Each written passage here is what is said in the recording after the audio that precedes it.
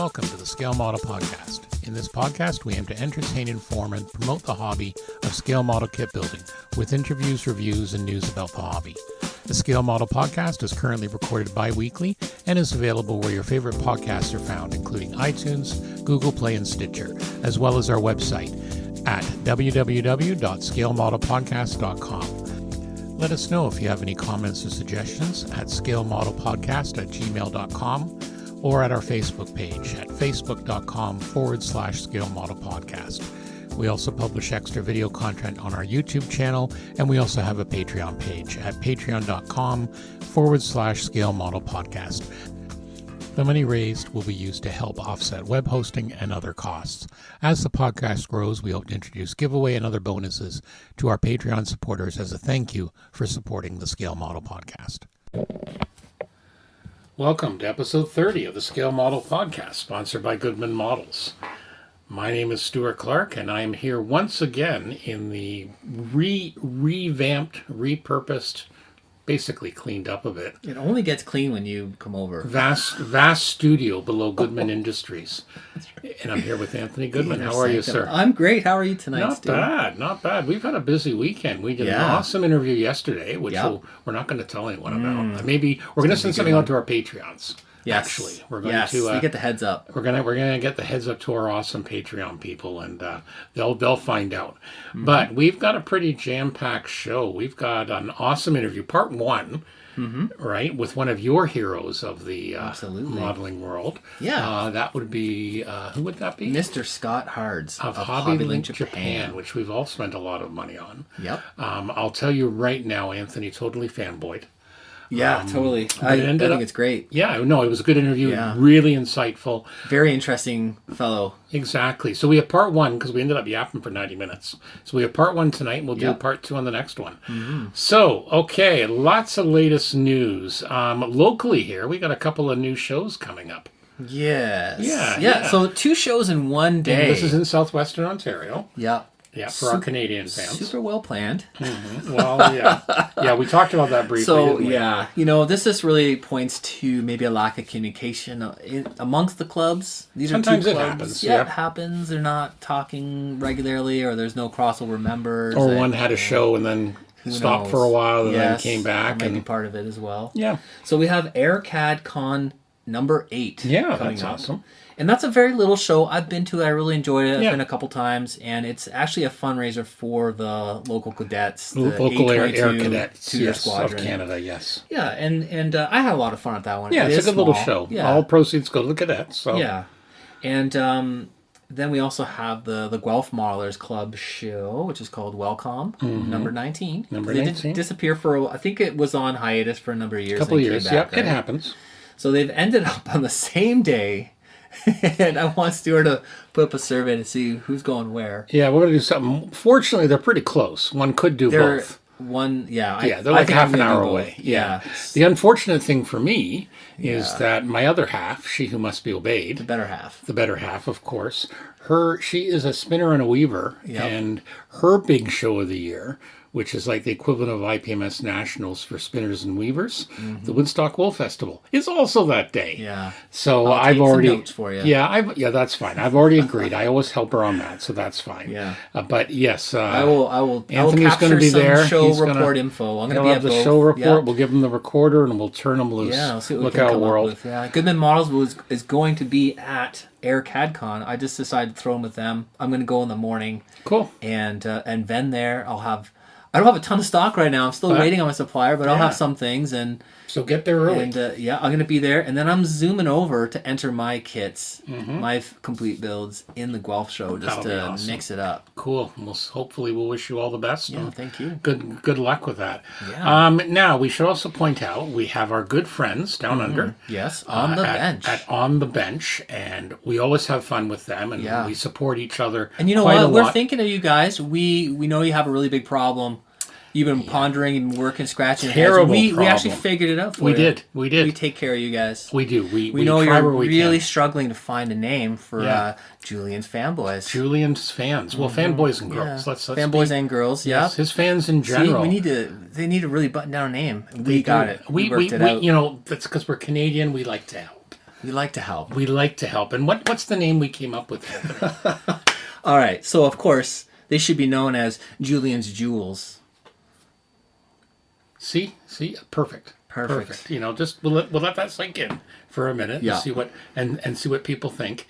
If we listen carefully, Julian's we can hear the howl from Australia. Right, all those guys and gals, all those shining diamonds. That's right, exactly. Waiting on all the awesome things. We should see if the domain names were Julian has to say. We should see if the domain names were registered. Oh man, I can see a website. Facebook. You know what? I am happy to count myself as one of Julian's jewels. I always like to hear what he has to say. You're one of his special jewels, are you?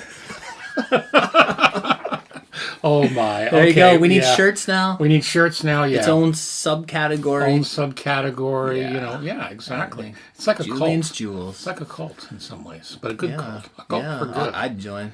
There you go. He's already there. All right. Let's jump into the news. Lots of stuff happening. Well, the All Japan Model and Hobby Show wrapped up this weekend. This may be the biggest show in Japan. I'm not 100% on that, but I think it's one of the big ones. But a lot of the manufacturers are there with either new announcements or they have actual sprue samples or copies of actually stuff they've announced. Speaking of Scott, our good friend Scott at HobbyLink Japan, every year he does a great report. They really do a great job on him the and media. his team. Him and his team. So there's quite a few of the manufacturers, and we're going to start with Bandai because there's something here that kind of caught your eye right away. So the big release, Bandai has a number of releases, but they've got a new master grade of the FAZ. It's called the FAZ, which actually is the full armor Double Zeta Gundam. And I was going to ask you what that meant. Yeah, version Katoki. Okay. And so this is again, I mentioned this guy before. He's like a designer, right? And a model master.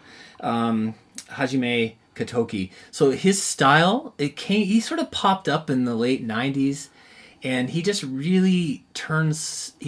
turned the designing of and all the details just to be more on the realistic side. He just added details that just made it feel a little bit more real and gave it some substance and a little more technical looking. Certainly an attractive looking kit. Yeah, when he redoes, he sort of they give him license to redo certain designs, right? And they're always just so much more improved, even though he really pays a lot of homage to the original design.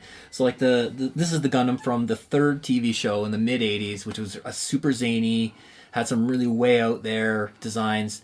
And it just looks amazing. Like, so the full armor, actually this was from the Double Zeta Gundam was from the show, but the full armor version really came from the Gundam Sentinel, which was like that photo essay kind of story that appeared in the pages of Model Graphics every month. You'd get a little chapter of it, right? And then there was a model series. Neat. And I love Gundam Sentinel, and it's a really neat design where they've just taken.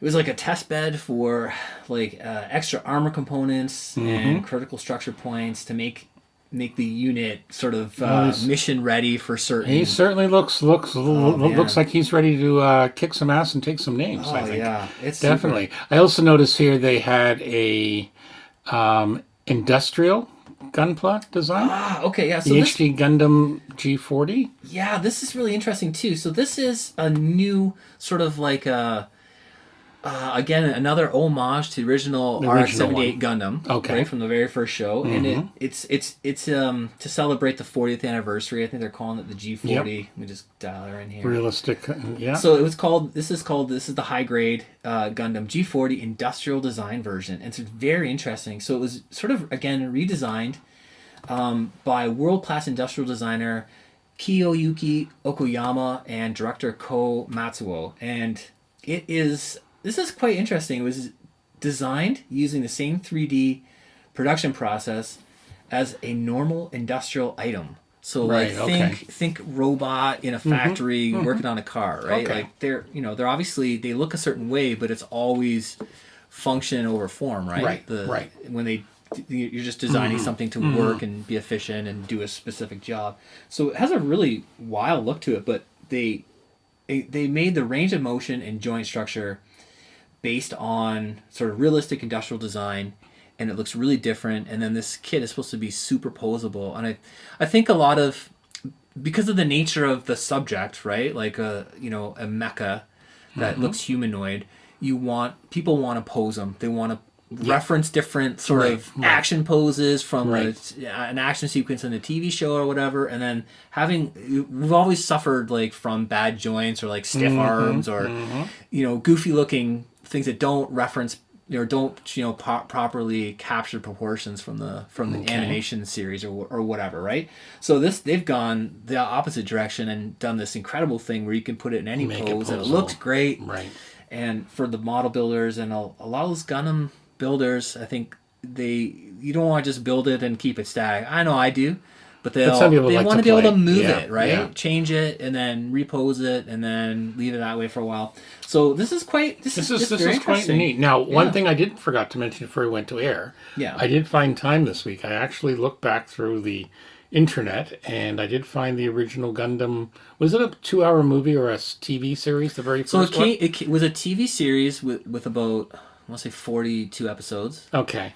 And then it didn't do very well. Okay, because I found one that looked like it was a movie. Yeah, and then it was recut into they recut the whole show into 3 movies. Okay, I think I've seen the first one. I think I've seen the first one where a young man whose father's in the armed forces manages to get in one of these and starts. Yeah.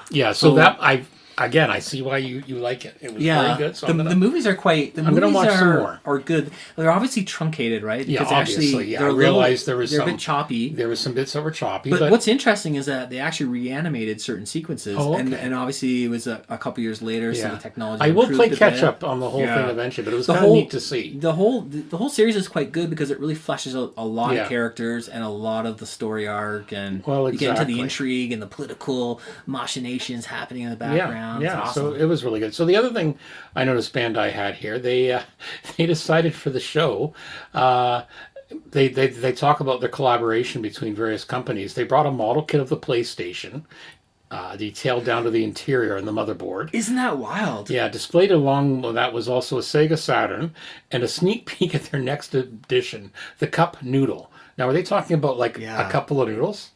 Well, Cup Noodle is like the brand of instant noodles, instant right? noodle. That's what I'm. That's iconic, right? Yeah, I know it is. It is. Yeah. Noodles in a cup. Okay. That's pretty wild. Hasegawa. So again, another thing that's very popular in Japan. They brought us their newly tooled 8th generation Nissan Bluebird from 1987. This is basically a normal passenger car. I love this stuff. And I guess it's very, very popular to make kits of that over there, you were telling me. There's a certain love and affinity for just regular passenger cars within the model and probably the car. I'm assuming the car culture as well. But Honda, like Sephiroth, we've seen a lot Skylines. Of those. Yeah, interesting. The people love this. They really truly love those cars. I've seen the odd one here exactly, and it seems to be definitely a Far East thing. They've also announcing a 124 scale Mitsubishi Lancer Turbo featuring all new moldings scheduled in March 2020. That's cool. Yeah. They didn't have a prototype there. And then they also have a Suzuki GSX R750. Very nice. Large displacement bike. 124 scale. Yep. And they also have a limited edition of the mighty Minerva, from Crusher Joe. So this is maybe a different version. 120 OVA version. Figure. Yeah. So that would be I think Crusher Joe had a TV series, and then OVA stands for original video animation. So that was stuff that went straight to video, it was produced for that market, and that really blew up in the 80s. And it was really cool because they could do a lot of cool stuff, in terms of grittiness, realism. They were shorter, and that was a really booming industry, and a lot of great titles came out of that. Well, we've seen other kits from that series, so obviously it's still very popular. Okay, let's move on to Oshima. They do mention here, they also do die-cast collectible bikes. So they've talked about, they've got... Oshima? Yeah, they have a 112 Suzuki GS S100S Katana, full die-cast. And they also have an upcoming Yamaha FJR 1300A. These basic pocket rockets, zero to a smear on the road if you're not careful. More for the plastic people. They've got a prototype of the JSDF-C2 1/144 scale. That's cool. That's the new Air Force's newest military transport aircraft. That's a kit. Yeah, that's a kit. Yeah, these are all kits now. That's pretty awesome. That's gonna They be have a pretty big. 124 Mitsubishi Lancer Evolution Final Edition from 2015. Yeah. What else? Newest edition of the Funny Nights collection, the 1/7 scale Mysterious Heroine X That must be from the Fate an series. animation series. I assume yeah. so. Okay, moving on. figures. Then we have one that I really like from Fine Fine Molds. Yeah. So Fine Molds always does some cool things. So this is from the Air Destroyer Goliath from, and how do you pronounce that? Laputa, Castle in the Sky. I think I remember seeing some Yeah. trailers from this, and this looks This is a very classic steampunk. Miyazaki Yeah, film. yeah. Miyazaki had this fantastical kind of world building and a very steampunk kind of ethic. And you've probably seen some of his movies, like Yeah, I think Howl's Moving Castle. Or yeah, and that's what I'm saying. My I think Neighbor I've, Totoro. Yeah. They're you know what? They're all they're masterpieces. very classic. Yeah. They're often very like child friendly, but still very rich, and they're awesome. I'm a Right. huge fan. So they have that. They've also got a new line of kits in collaboration with, again, is this someone else you know? With artist No, Ritiski Otama.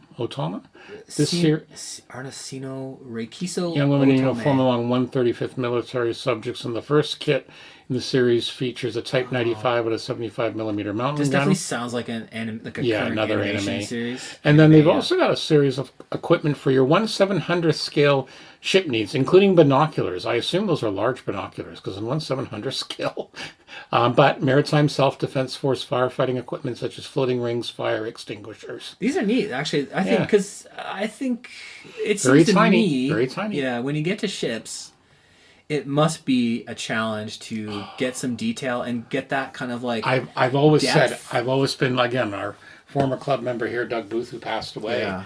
The stuff he would do in some of He these did. tiny He things. got into the He tiny did. I don't know how figures, he the could tiny railings. He got tiny planes, tiny ship. I know, and Yeah. again, and we've had, our friends down under. They've done Yeah. quite a few. My Dave hats loves are off his to these ships. guys. Yeah, I'd My love to hats are off take a to crack these, at a ship these sometime. guys who can do it. We'll just move on a bit. We'll skip over a couple here. What else do we have here? That's really, there's so much good stuff. Wave. They have the newly molded 1/20th Machine Kruger KAUZ military spacesuit. They also Cows? showed. I think it's cow. It's supposed to Cows? be like German inspired. Yeah, they also showed off a 1/72nd Space Arrow kit from Ultraman. Yeah, that actually looks pretty neat. yeah. There's some neat designs from that series. Yep. So there's some neat, They've got some neat Votom stuff kits. there. Oh, and they also have a tool. Because Yeah, we we were love talking we about love we this. love tools. We don't know what it is, but take our money, please. Slide Ruler 2 is an awesome measuring tool that allows the parallel cutting of plastics plates and is useful as a guide for tons of other applications like angle cutting. Yeah, it looks really neat. So it's got like basically a square on it, and then it's like a clamp, and then like what do you call the radius cutters? Like a compass cutter or Yeah, like a something. compass cutter yeah, built it's, in. I'm sure I'd have to see more about it, but again, Yeah. as people know, I'm terrible for tools. When I go to the show, I don't hit the kits first. I hit the tool table absolutely. first. I'm So bad. plastic plates is kind of Japanese terminology for like sheet stock. Okay. They even call them pla plate. So pla is like the shortened for plastic, and then there's a difficulty within the Japanese trying to mimic English with the L sound. So it often comes out as pura Okay. plate. Okay. And then that's why sometimes you hear gumpla. Right. So it's gumpura. It's Gumpla. And there's- Gundam plastic models. And there that is your merge and down. there is your Japanese lesson There for it today is for from the today. Scale Model Podcast. Yeah. Okay, moving on. Our good friends at Tamiya. Of course, they had their 1/48 scale Lightning there. Yep, They do have a new beautiful. release of a new Panzer 38T in 1/35th scale. It's a whole new molding. I had a quick look at the message board. Seems to be a lot of people excited about this. I don't know much about this subject. The Panzerkampfenwagen. Yeah. sorry? Yeah. I don't know particularly about this particular one, but it seems like there is some excitement there. Has this not been? I'm sure it has. I just haven't. I know there's a lot of different. There's a lot of versions that were excitement. rolled There's out, a right? lot of excitement.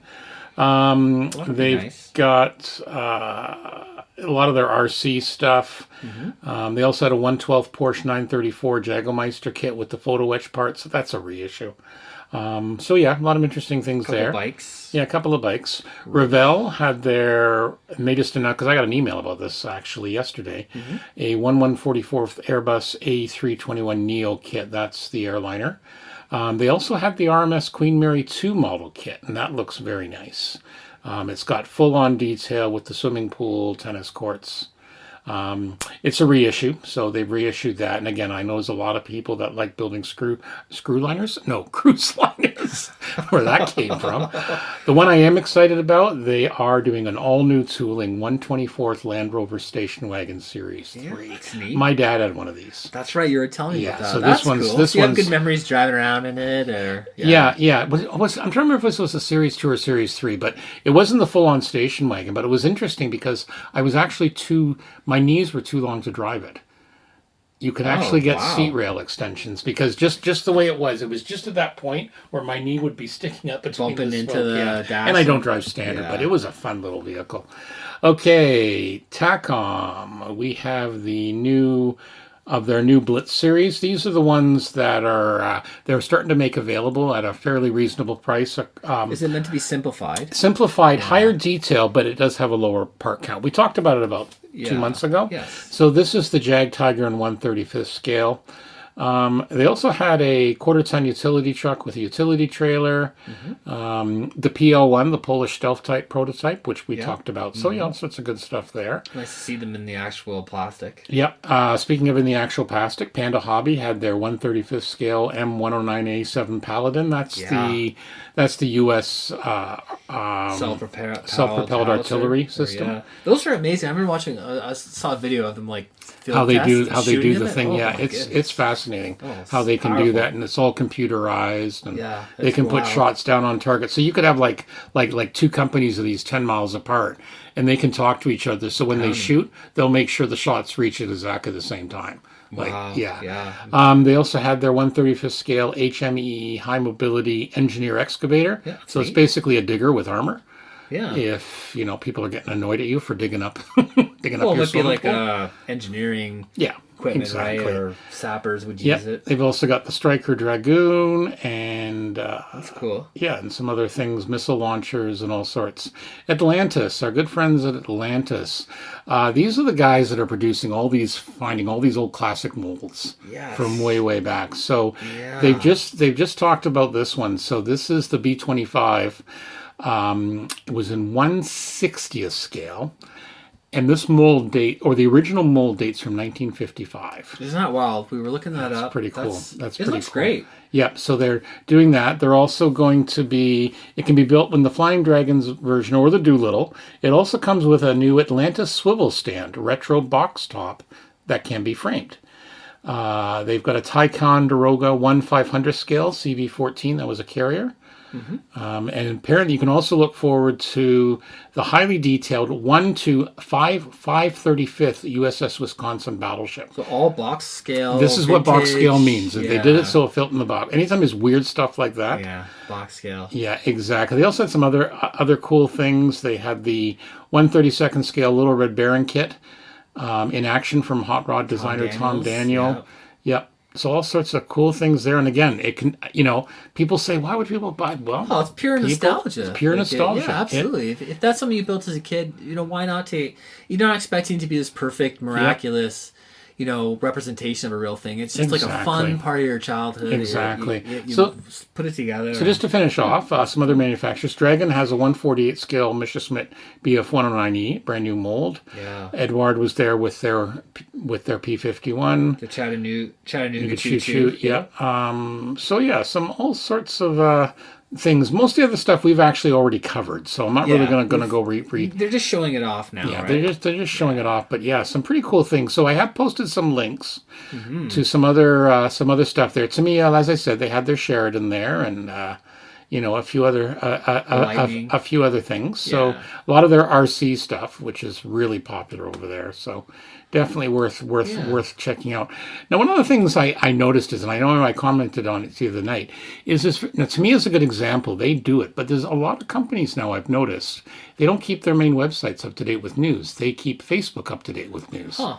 Yeah, they sometimes it's a bit where they think the audience is. It's just, in some ways, I don't always like using Facebook for links. I'd rather go to the original manufacturer. But that's just the way it's going. Sometimes it has to happen that way. The trend, so right? Exactly. So let's move on. So Yeah, so here's a good example because I first heard about this on Facebook. Hong Kong Models, they're coming out with a brand new tool, B17G Flying Fortress in 1/48 scale. This is the first new tool since Revell did it. Revell Monogram did it in 1975. Wow. Every other 48 scale B17G you've seen, whether it's from Hasegawa, Revell, or whatever, has been from that original mold. That's amazing. So this has got a lot of excitement. And from what I've seen on the sprue shots, they may have just downscaled the 32nd scale they released a year or so ago because it looks really good.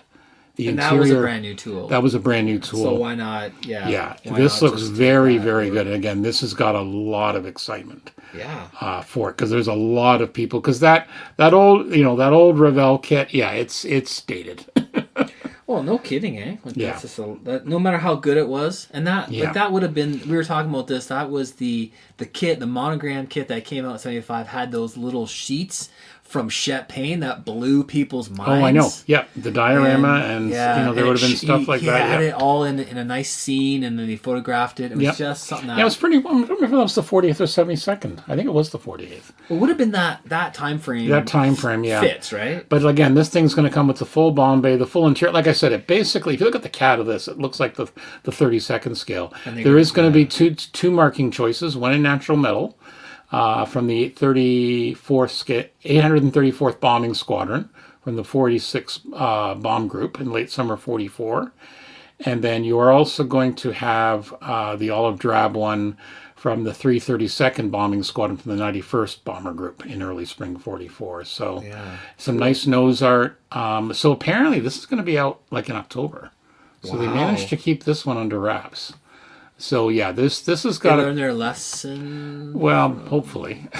We'll see. Well, It's this is Hong Kong models, right? yeah, no, they were the ones that got No, it was, with was the that Lancaster. AMK or no, the no. Lancaster. No, they this one got, happened, yeah, because they've been talking about the Lancaster for a few years, and then they and got then Wings kind of showed up. right up at the same time. Yeah. It might have been at this show last year, actually. I'll have to Yeah. go back and look. That's right. Last year, I the think Hub they Hub did. was I think the Lancaster. big announcement was. So yeah, so this is very, very exciting. I also heard some rumors that Hong Kong models, because if you've done it for a 32nd B17, why not do it for your 32nd Lancaster? Yeah. Put it to 48th. There's just a couple of better. rumors around, so there's some rumors they might do that as well. That would be cool, because really the only game in town right now, I believe, is the old Tamiya In 148th 48, Lanc. Yeah. their Dampbusters version. Yeah, they're damn. Well, I think they have I two. hope that's They've the got one both. I'd like to get. Yeah, they've got both. They've got the traditional and they've Oh, got and the then Dam Dam Busters. Busters, yeah. But in terms of that scale, so again, that could be. We'll have to see what I wonder happens how big there. that is in 48 That's big. scale. That's big. It's pretty monstrous. It's one of the ones I said I'd love to have, but I won't It's just because too much. I have no place to put it. yeah. Unfortunately. 7 seconds. Okay, moving on. In the category of other interesting things, TACOM. We've seen one or two of these before, but these seem to be becoming popular. These are naval guns, but in 1/35th scale. So they've got two Russian-type naval guns. Like, you have a system and you may go on several different ships in your Navy. So they've actually done this. It's 1/35th scale with the turret and everything. But, again, some people are saying, what a cool idea for diorama possibilities for like a post-apocalyptic, diorama or whatever. So, yeah, so they've got two. They've got the AK-130 automatic gun. Or you could just love naval subjects. Too. Well, exactly. Maybe they'll eventually, maybe some crazy person will build the damn destroyer all around it. Might be huge. Oh, I think so that's this was probably so this was developed in the 70s. It's one of the last of the few modern 2-barrel gun turret. There's a few. So it's 130 millimeter guns. So they're based off the M46 towed artillery piece. It's fully automatic, so it self-loads. There's a built-in fire control radar. The rate of fire. Now this is great when you think about the size of the shell. 10 to 35 rounds per minute. Wow. So 75 rounds per minute per gun mount. So the various destroyers and their cruisers had that. So it is still in use on some of the cruisers. The Slav and Kirov class, for example, use them. China has them under export on some of their destroyers.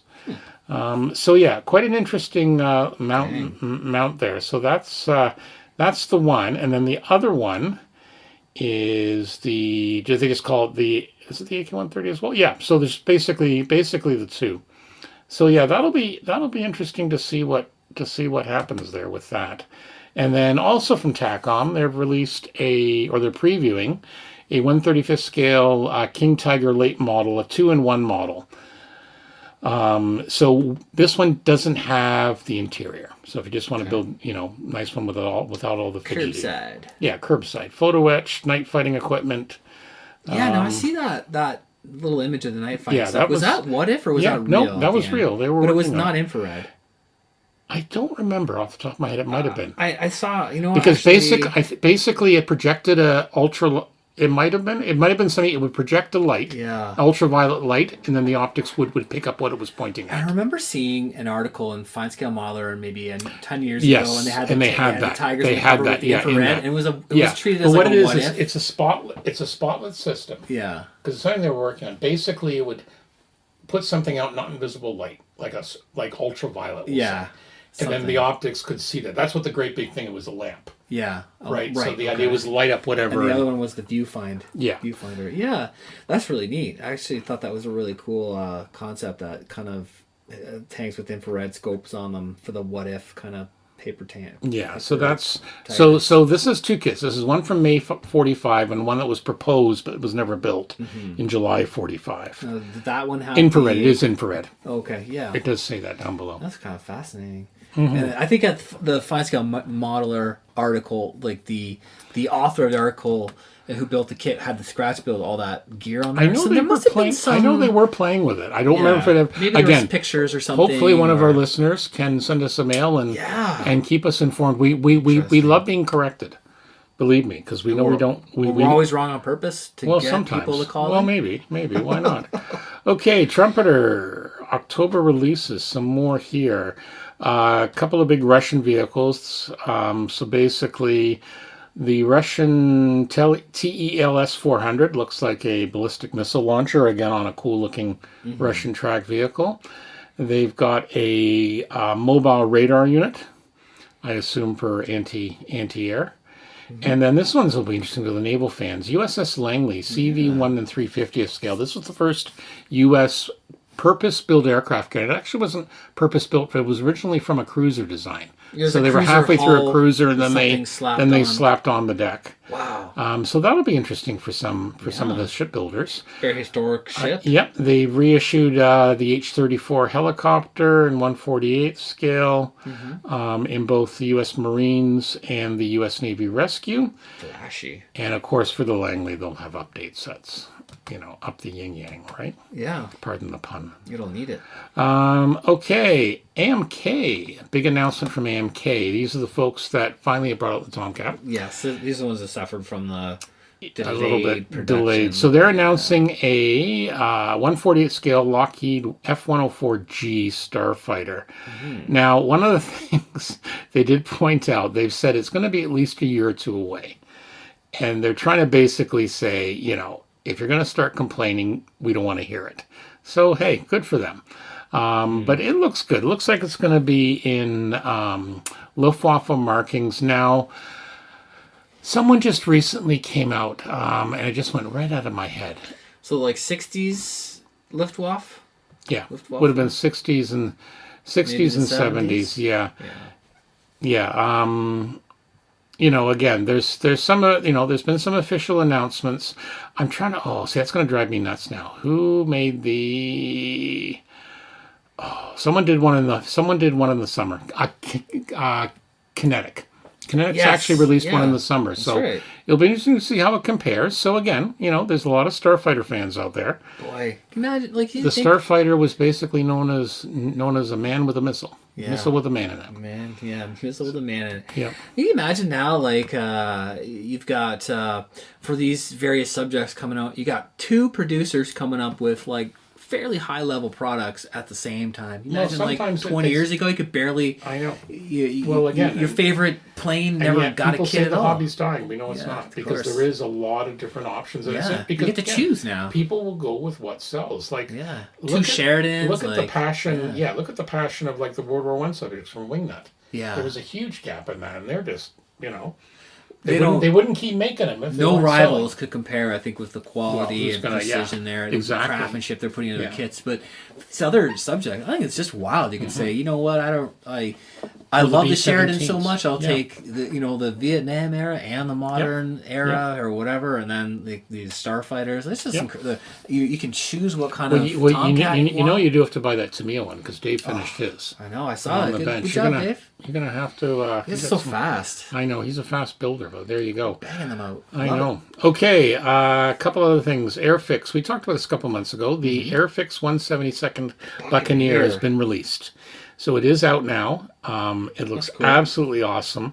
Yeah. I'm not building as much 172nd, but I would seriously consider this. It's bigger. It's a larger jet. I've got the Phantom. I've got the RAF Phantom, and both this and the Buccaneer would have been on the Ark Royal back in the 70s. So so they've got two different schemes. The test build they did looks absolutely gorgeous. Whoever did it for them. Very nice. Yeah, it looks very, very nice. You get two different marking schemes: HMS Eagle, HMS Ark Royal, and you know what's good is they've got one of the ones that did the famous buzz job over Belize City in 1972. This is a little known thing. So what happened was at the time there was a little bit of a diplomatic incident between Britain and Argentina? No, it wasn't Argentina. Belize. No, Belize. Where's that? Where's Belize? South America. Oh, it's a country. Sorry, I was thinking of the city. So there was a bit kind of similar to the Falkland Islands. Mm-hmm. But what happened was basically they were, the country was trying to say, well, we want to take over this stuff and that. And so what happened was the Royal Navy showed up. Once they got within range, they sent 4 of these things, and 2 of them acted as tankers. And they kind of went over the city a couple of times at a fairly high speed saying, hi, by the way, we can reach out and touch someone. Yeah, absolutely. I had forgotten about this until I'd read it. I remember reading. It's one of those things you hear about years ago. Story, yeah. Yeah. But yeah, and again, as we talked about originally, the Buccaneer was a very good aircraft for what it did for low-level strike and that. Yeah. I talked about it quite a bit a couple of months ago. Mm-hmm. Very famous. So yeah, so that's nice to see. And I know there'll be a lot of fans looking forward to that from our... Any pricing for our listeners? I think I was on the Airfix site. I think it's going to be around 50 Canadian. Okay, so it's not a larger unreasonable, kit. But no, it's a good project. It's probably, if we go to the Airfix shop, it's probably right there. Let me have a look. While we're here, you keep the listeners busy for a second. Keep them amused. I'll tell you something interesting about the Buccaneer. All right. I had this decal set, and it was just meant to be sort of a generic science fiction. Mm-hmm. It was in a nice handy scale for building mobile suits in 1/144. And I'm just trying to think if it's all over my Aliens APC. No, it's not. One of my Gundam Spartan attack type mobile suit.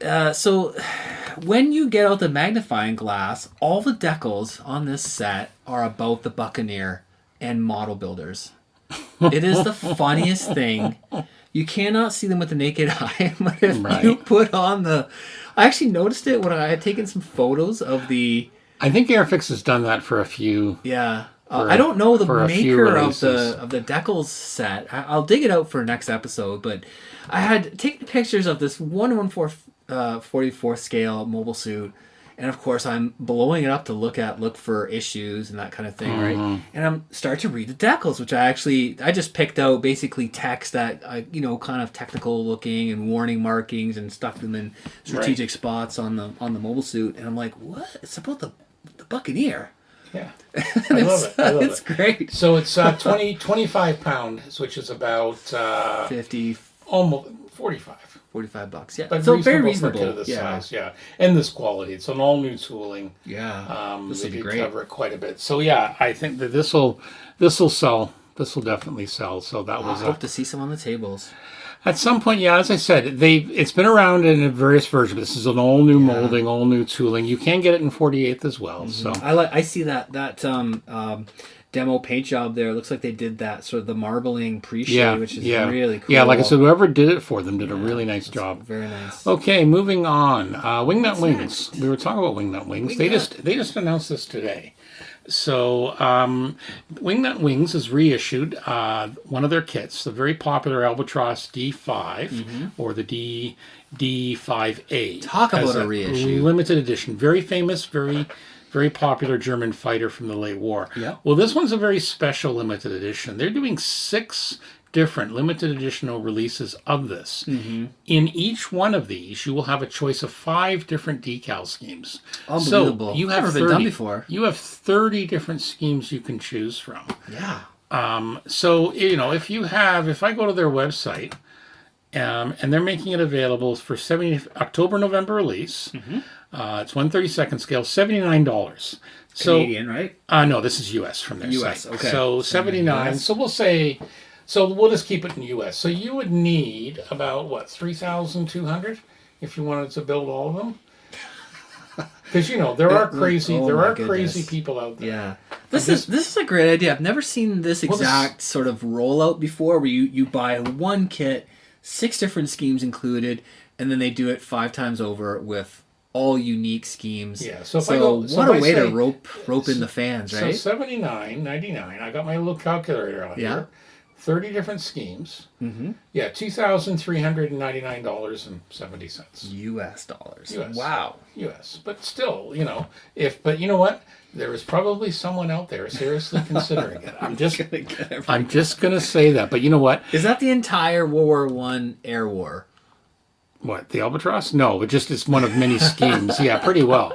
Do you have every one of the things? You But hear again, about we got to these guys remember trying to build the entire some of these Battle of aces. Britain. Yeah, some of these aces had unique schemes and stuff and like that. they're very colorful and Yeah, there are, wild, and right? they've got some different ones. So they've got from the Flying Circus. They've got themes. They got the Flying Circus, the Bavarians, a couple for those Wooden Wonders, Jasta 18, and some that are camouflage. But just some absolutely gorgeous schemes. Beautiful. And again, back then, the schemes on the World War I fighters. So again, I know this will get a little bit of some responses. Yeah. From our. But, if there's a couple of things that an aficionado about World War I, if you love World War I air war wants to build, they might get lucky and get a couple of schemes they want I can one see package, that. right? Yeah.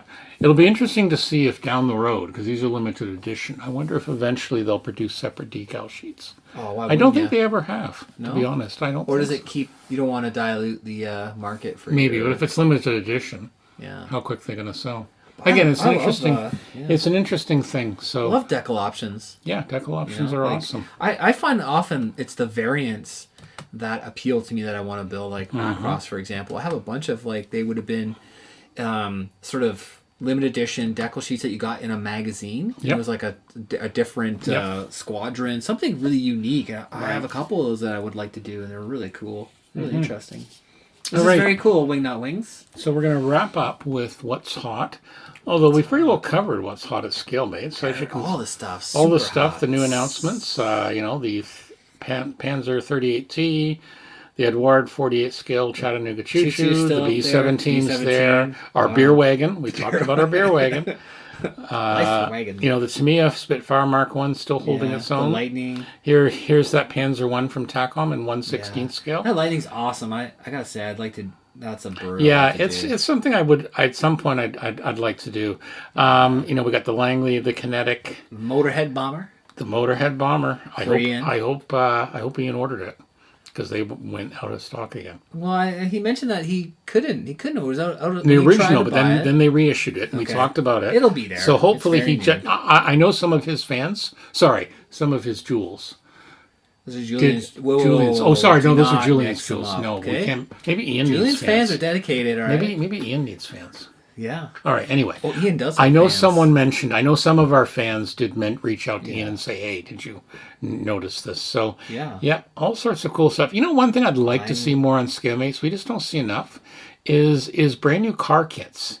We just don't see many car models. There's not a lot of sci-fi here either. There's a little bit, but I think it's slowly growing. Because what you can do is you can actually, because it's a user-submitted database, so you can submit. And I have seen, for example, you might see a whole bunch of mechs all of a sudden show up. So someone's taken Yeah. the time to add them to the database, like older ones. So okay. hopefully Well, that's that'll more just come kind of in time. the library, the cataloging of like various releases. Yeah, I've but- actually used this to source. Yeah, out ScaleMate's parts. awesome. Oh, I see they have my Superstar Destroyer.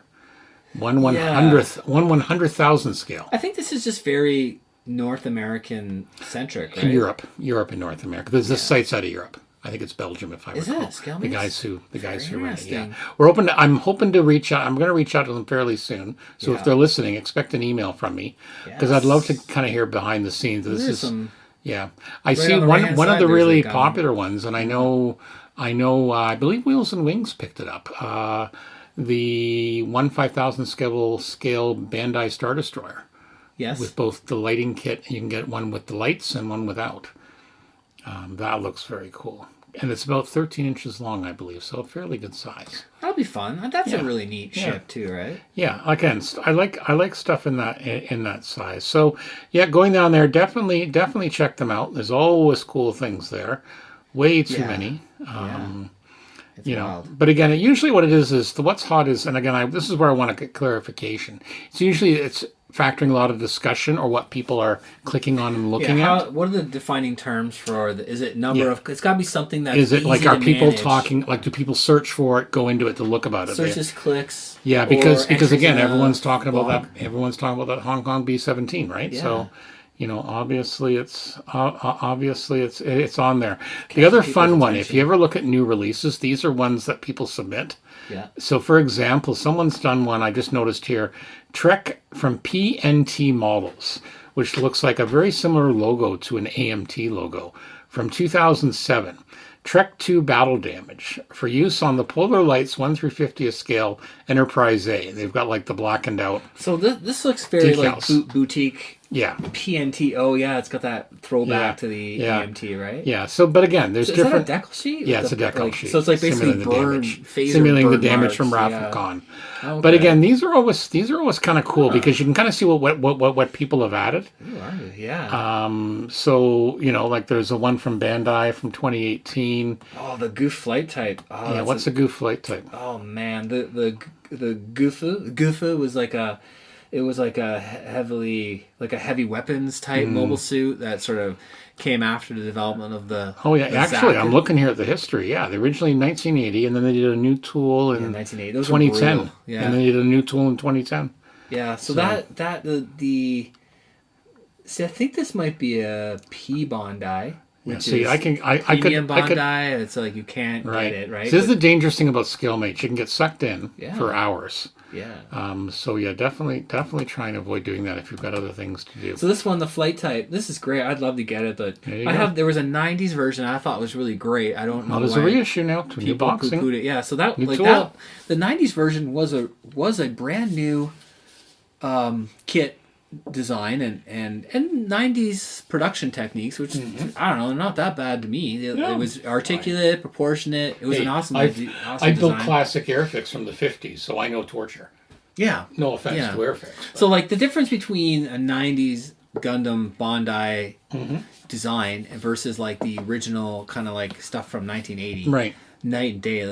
They're absolutely toy-like. What was that? They have What was no that one I built? articulation. The Shirkar. The Shaitarn. Yeah, how old So that would have be? been like the early 90s. Like Yeah, that went together 92, very well. 93. I have no complaints about Yeah. that. It went together Yeah. beautifully. But they filled in like that kit had a lot of open holes and But stuff. still, you'd have it went to fill. together. But it Yeah, didn't. it went still together it went nicely. very very Yeah. well. I wouldn't have said it's worse or better.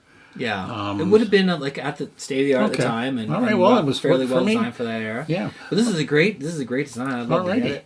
Okay, so What's next?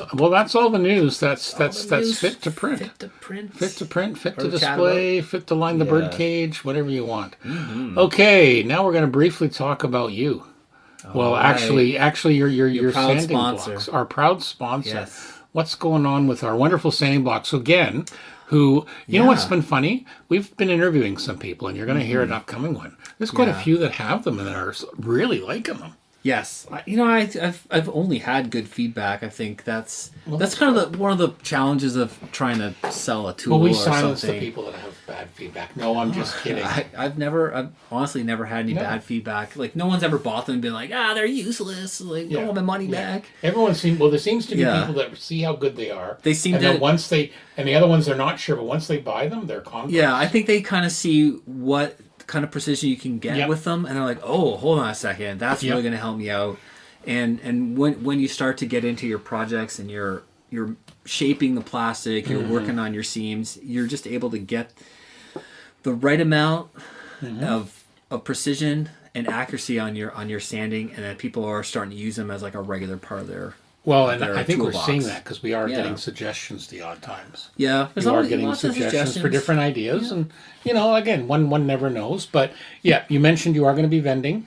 Yeah, I'm going to be at AirCADCon, which I think is Cambridge. So check me out there. But honestly, I'm out of stock. I'm still waiting on the supplier making this stuff. But I do have. But for people who want, they're still available at some other fine. Yeah, places. They are around. They are still in stock at FlexiFile. You check them out. They have such a good site.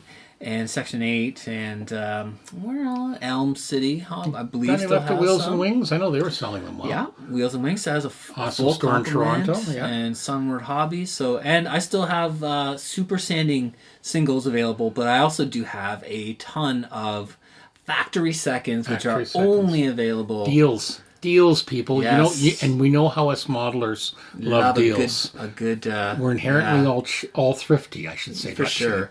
So the factory singles are just like I ended up they didn't do a very good job with the factory, and some of them got a little bit chipped. But you want to maintain they're still good, but you want to maintain. It's like the scratch and dent sale. That's exactly. So scratch and dent sale. They're never going to be anywhere except for on my website, and they are half price. So you can still get a full set. I've got tons of them in stock of all the grits right now, and then it's going to be kind of get them until they're gone. So, like I said, I got a new supplier, so I'm hoping not to have these again. But they're essentially the same. They're the ones I'm using, and they just usually have like a chip corner or something, or they might have like a fingerprint of glue on the sandpaper, which is not a big deal, but if they don't look as nice, I wouldn't sell them to someone full price kind of thing. Right. So that's good. Okay. But a great deal. So where can one find more about them again? You should check out goodmanmodels.com. Right. So that's the website, and you're also on Facebook.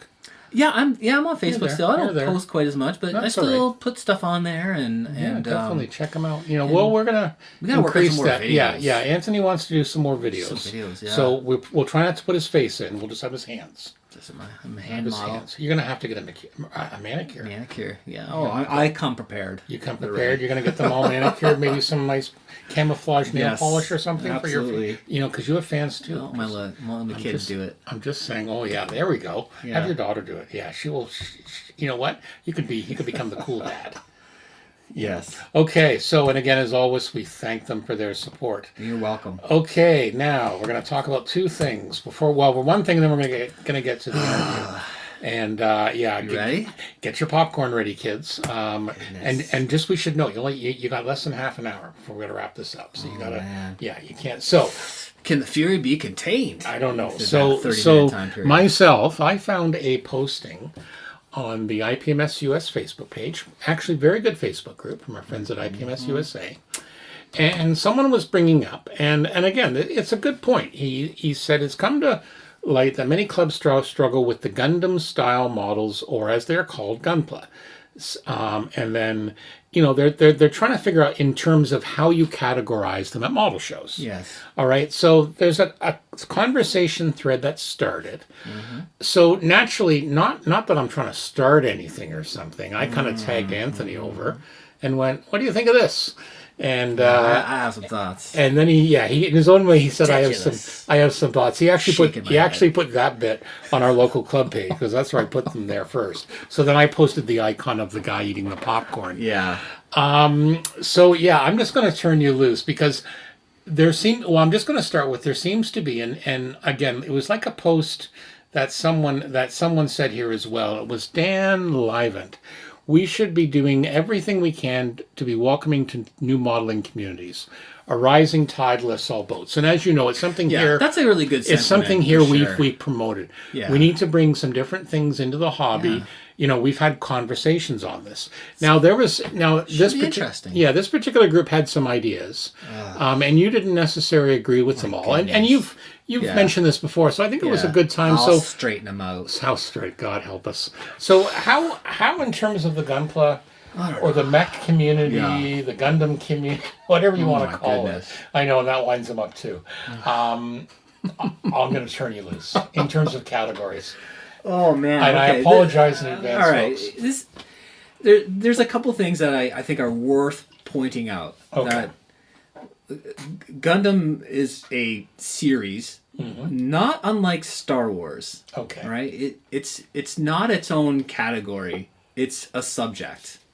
So when people, I think it's really odd that people would say, like, let's have a Gundam category. Right? To me, that's kind of like saying, hey, let's have a 1 to 72nd Spitfire category, and the next category is going to be Allied World War II airplanes. Now, in their poster's defense, they did kind of say the final category was going to be called Mecha. Yes. So at least they got that right. Okay. So Mecha, so we're not throwing these guys on the bus. And there's definitely a bit of confusion, and I would like to clear it up because as a traditional modeler, and I've been building Gundam as a subject since he for was like a wee 30 lad. years. Since he was a wee lad. Yeah. So it's not exactly new, but I appreciate that people haven't heard of it and they're coming up to it. But it's not new. It's been around for a long time, but obviously we seem to be seeing a lot more of it. It's becoming more popular with North American. Yes, definitely. It's getting more definitely, ground. And I attribute that to Bandai's excellent marketing. So what Bandai's done is they've made a model kit that comes in the right colors, in the plastic, has stickers, doesn't require any glue, and is very faithful and accurate to the source material, which is not real life, but a design that's realized in a video game. It's mostly animation, like TV shows and movies, but also video games, comic books, or manga, as they're called in Japan. Okay. And so kind of from that body of work, right? And then there's a ton of people who are maybe entry level to the hobby world that can whip one out in a weekend, right? Which also kind of harkens back to a good old days, a golden era where you built something on a rainy weekend. Go to the news agent, get your Airfix Spitfire in a bag with your pocket money, and have it done and ready to fly out the window on Sunday. Those people are essentially new modelers, right? Yes. They're not getting into paint. They're not getting into glue. They're not getting into weathering. They're not chipping. They're not chipping fluid. They're not mapping. But they don't care. They're slapping something together. And they're loving it. And they're enjoying it, and they're having something that looks good. So there were some comments about having a category of unpainted models, and I'm like, oh, no, not. Like, it doesn't fit the principles of the ITMS of the contest. It doesn't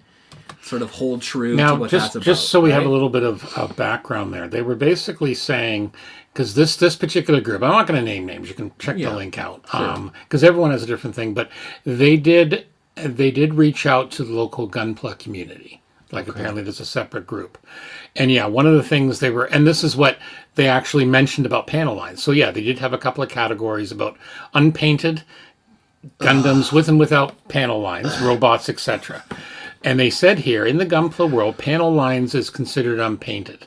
The Gundam community considers panel lines as part of their basic entry-level build skill for any kits, even for beginners. Most kits come with markers just for that purpose. Panel lines, a wash. I've never seen a kit come with markers, but there's actually a series of markers. There's panel lines. But how is it? This is no different than we all do highlighting panel lines on armor, on airplanes, probably even on cars, but I'm not sure about that. Whether it's a wash or a mechanical pencil or oil paint. So I don't know what they're talking about. I think that the people who don't paint the kits are new to the hobby, and they haven't gotten that deep into it. That's it. I've painted every Gundam kit I've ever had, even, the very first one. And but it, again, if you're going to the competition level, it doesn't really, I'm not trying to be elitist or count people out. And if they're building kits that look reasonably good and you're having a great time, then that's awesome for the hobby. Bandai has done an amazing job selling kits. But when you get to the show, you want to compete. You want to encourage people to up the game, to do better, right? To be inspired. That's why I go to the shows. I do not want to see unpainted plastic models. It just makes it into a joke, right? You would never have an unpainted, German armor category. So why would you do it for a science fiction subject? Okay. It's mind-bogglingly stupid. Right. So well, and one thing I've been that. very impressed in the thread. There's actually been some really good discussion. Yeah. Both for and against, and people are you're not getting a lot of. Yeah, it's not getting out of hand. There's some good discussion. No, it's not. On. It's not mean-spirited, but definitely uninformed. So, but I think it's something that the local IPM, or not the local, but the national groups have to think about more. And more. They shouldn't be turning it over to the local club level and saying like we don't really care. It's something that needs to be standardized. Yeah, like I know at our own show, we've done Mecha 1/144th higher and 1/144th lower, bigger and smaller. So, and that makes sense to me. I actually really like the breakdown at the London IPMS local show. I think they really nailed it, and they have a couple good science fiction fans in there. Actually, I'm just looking up the page here, and so they basically had for their sci-fi classes. And again, everyone's different. I'm going to have to check some other ones. I know different shows vary. But should they be? All right. Well, let's just briefly describe how we did it here in London last year. We had all science fiction vehicles, spaceships, fighter craft, ground vehicles, etc. All scales, including scratch build and major conversion. Does not include mecha and gaming vehicles. And then we had 2 more categories, so mecha including leg systems, mobile suits, powered armors, etc. Mm-hmm. We had 1/144th and smaller in one category, and 1/144th and larger. They had 1/100th, but there's no. And then they had a separate, scale. And then they had a separate one for gaming mecha vehicles, including any mecha vehicle from tabletop gaming systems. Because those fantasy things, I think are the Warhammer stuff's great. It's very and it's different, right? Yeah, we've talked to Kim Taylor. Who paints these up. It's part of the hobby, but it has a different aesthetic, a different style. Well, you still assemble them. Right? A lot of the paint them. Yeah, a lot of the Games Workshop, like the Rhino tanks and that, you assemble them. But you can't. It's a different style. If you're trying to judge, you can't take that. Let's say the Warhammer fantasy tank, and then try and judge it against like my Aliens tank. And see, this is where I think we've got to go to more of a system of what they do at Wonderfest, where you have a predefined. Does it have panel line? Or is there glue marks? Like not the first, second, third. Well, yeah, that's the principles for the judging, right? I like the new way that's it's being technique. Done. Then it's accuracy, right? Yeah, exactly. Because I think that gives a fair thing. I'd love for our show, and but you need to be to work on that principle of proficiency with the skill set, and then accuracy is the next level, and then scope of work is the next level to define. You need to be judging apples and apples, not apples and oranges. Mm-hmm. And I know a lot of science fiction people throughout the decades were always upset with IPMS, myself included, that you're just saying you've got 50 categories for German armor, and then it's like science fiction in real space. And this is where I think a lot. And this is where I think it has to change, because as we said before, and it is changing. Yeah, I sound like a broken record at times. We say the hobby is changing. Yeah, the hobby evolves. People, I think, are becoming more familiar, but again, I think it needs a bit of refinement. Yeah. It's not. We shouldn't just stop. Right. Like that was one of the things that drove me nuts too. Is real space to me has more in common with like naval aviation than it does with science fiction. You know what I mean? Like I've never had any inkling to build like a satellite. I'm not saying it's not cool, but like I've never wanted to build one. But it like all that stuff is real technology that stemmed out of Navy and Air Force and the space program. See, we had a category all nonfiction spacecraft and vehicles. Yeah, all types and eras. Okay, and it should be separate, 100%. Yeah. Now, do you think having separate sci-fi, like as we had aircraft, etc. Yeah. We had all science fiction vehicles, spaceships, fighter craft, ground vehicles. Do you think there should be a split there? Oh, big time. Would you say all World War II armor and planes? Exactly. Let's go judge. So you should it's split a nightmare. Yeah, exactly. See, we were discussing about this earlier before I was went on air. I was rampaging, but yeah, all the science fiction stuff mimics real life stuff. There's nothing that can't be compared to a real life inspiration, right? So if it's an armored thing, even like the mecha itself, right, is robot shaped it's like a plane and a tank merged together, right? Like the functionality, they're actually not robots. Like in Gundam, they're not even all Gundams, right? The Gundam was a specific mobile suit, just right? like Star Wars or Star Trek was a sci-fi series. Within Gundam, there's only a handful of Gundams, right? The rest are mobile suits. Mobile suits, and they're all piloted, so they're basically like the next level of armor. Or jet, and almost taking the functionality of an airplane, like a modern fighter jet, and the armor aspect of a tank, and putting them together. So I think, as I say, I think this is something the chapters are going to have to look at more, and never mind, we certainly to be inclusive. Yeah, and I think it's something that it's worthy of its discussion. That's why when I saw it, I wanted to tag you on it because I figured it's worthy of discussion because it is. It's a classic category where it's always the larger organizations. We need to have some guidance and 100%. And these are the problems I've run into at trying to be a competitor, trying to like do better. Is that number one, for me, science fiction, I'm trying to make it, even though it's outlandish or weird, I'm trying to make it look and feel real. Yeah.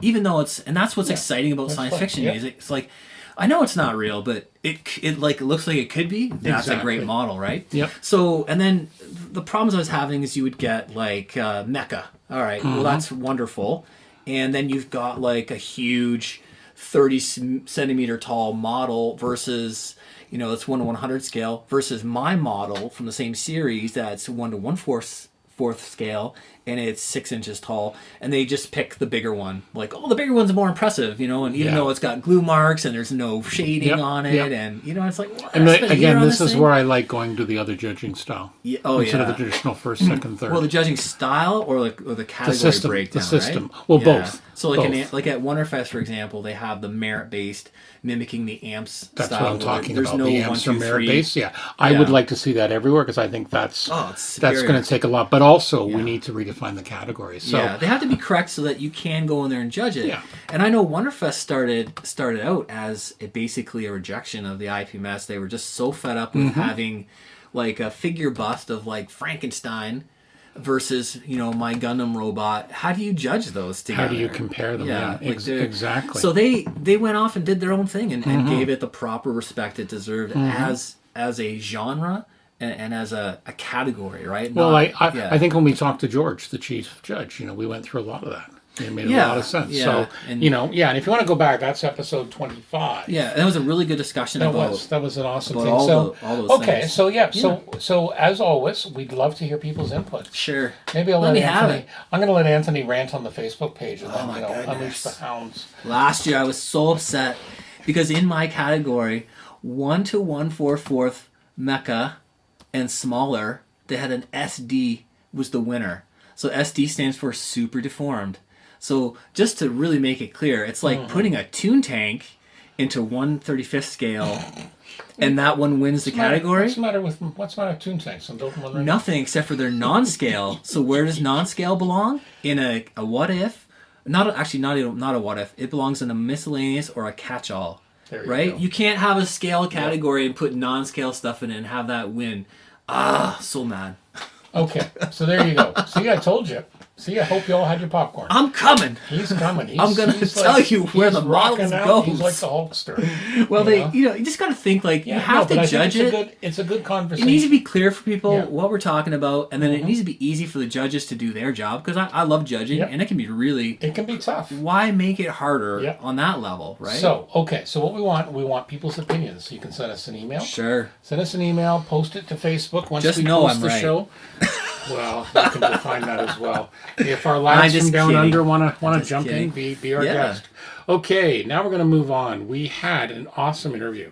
So, this was a really good one. This was an awesome interview. We had an interview with Scott Hartz. For those who don't know, Scott Hartz is the founder and still running Hobby Lake Japan, which for Anthony is his kind of mecca. All things it's Japanese. My mecca. All mecca. So Anthony was a total fanboy. which was good. No, Scott was really a fantastic interview. Very interesting. We ended up yapping for 90 minutes. So we're actually doing the first 45 minutes of the interview. Yep. And then we have the second 45 we'll do in the next podcast. But we went through a lot of cool things. And yeah, he was a lot of fun. We talked about the really industry interesting guy and things like that. So, and we're going to put some links up with some of the stuff he was talking about. Mm-hmm. So here is the interview right now.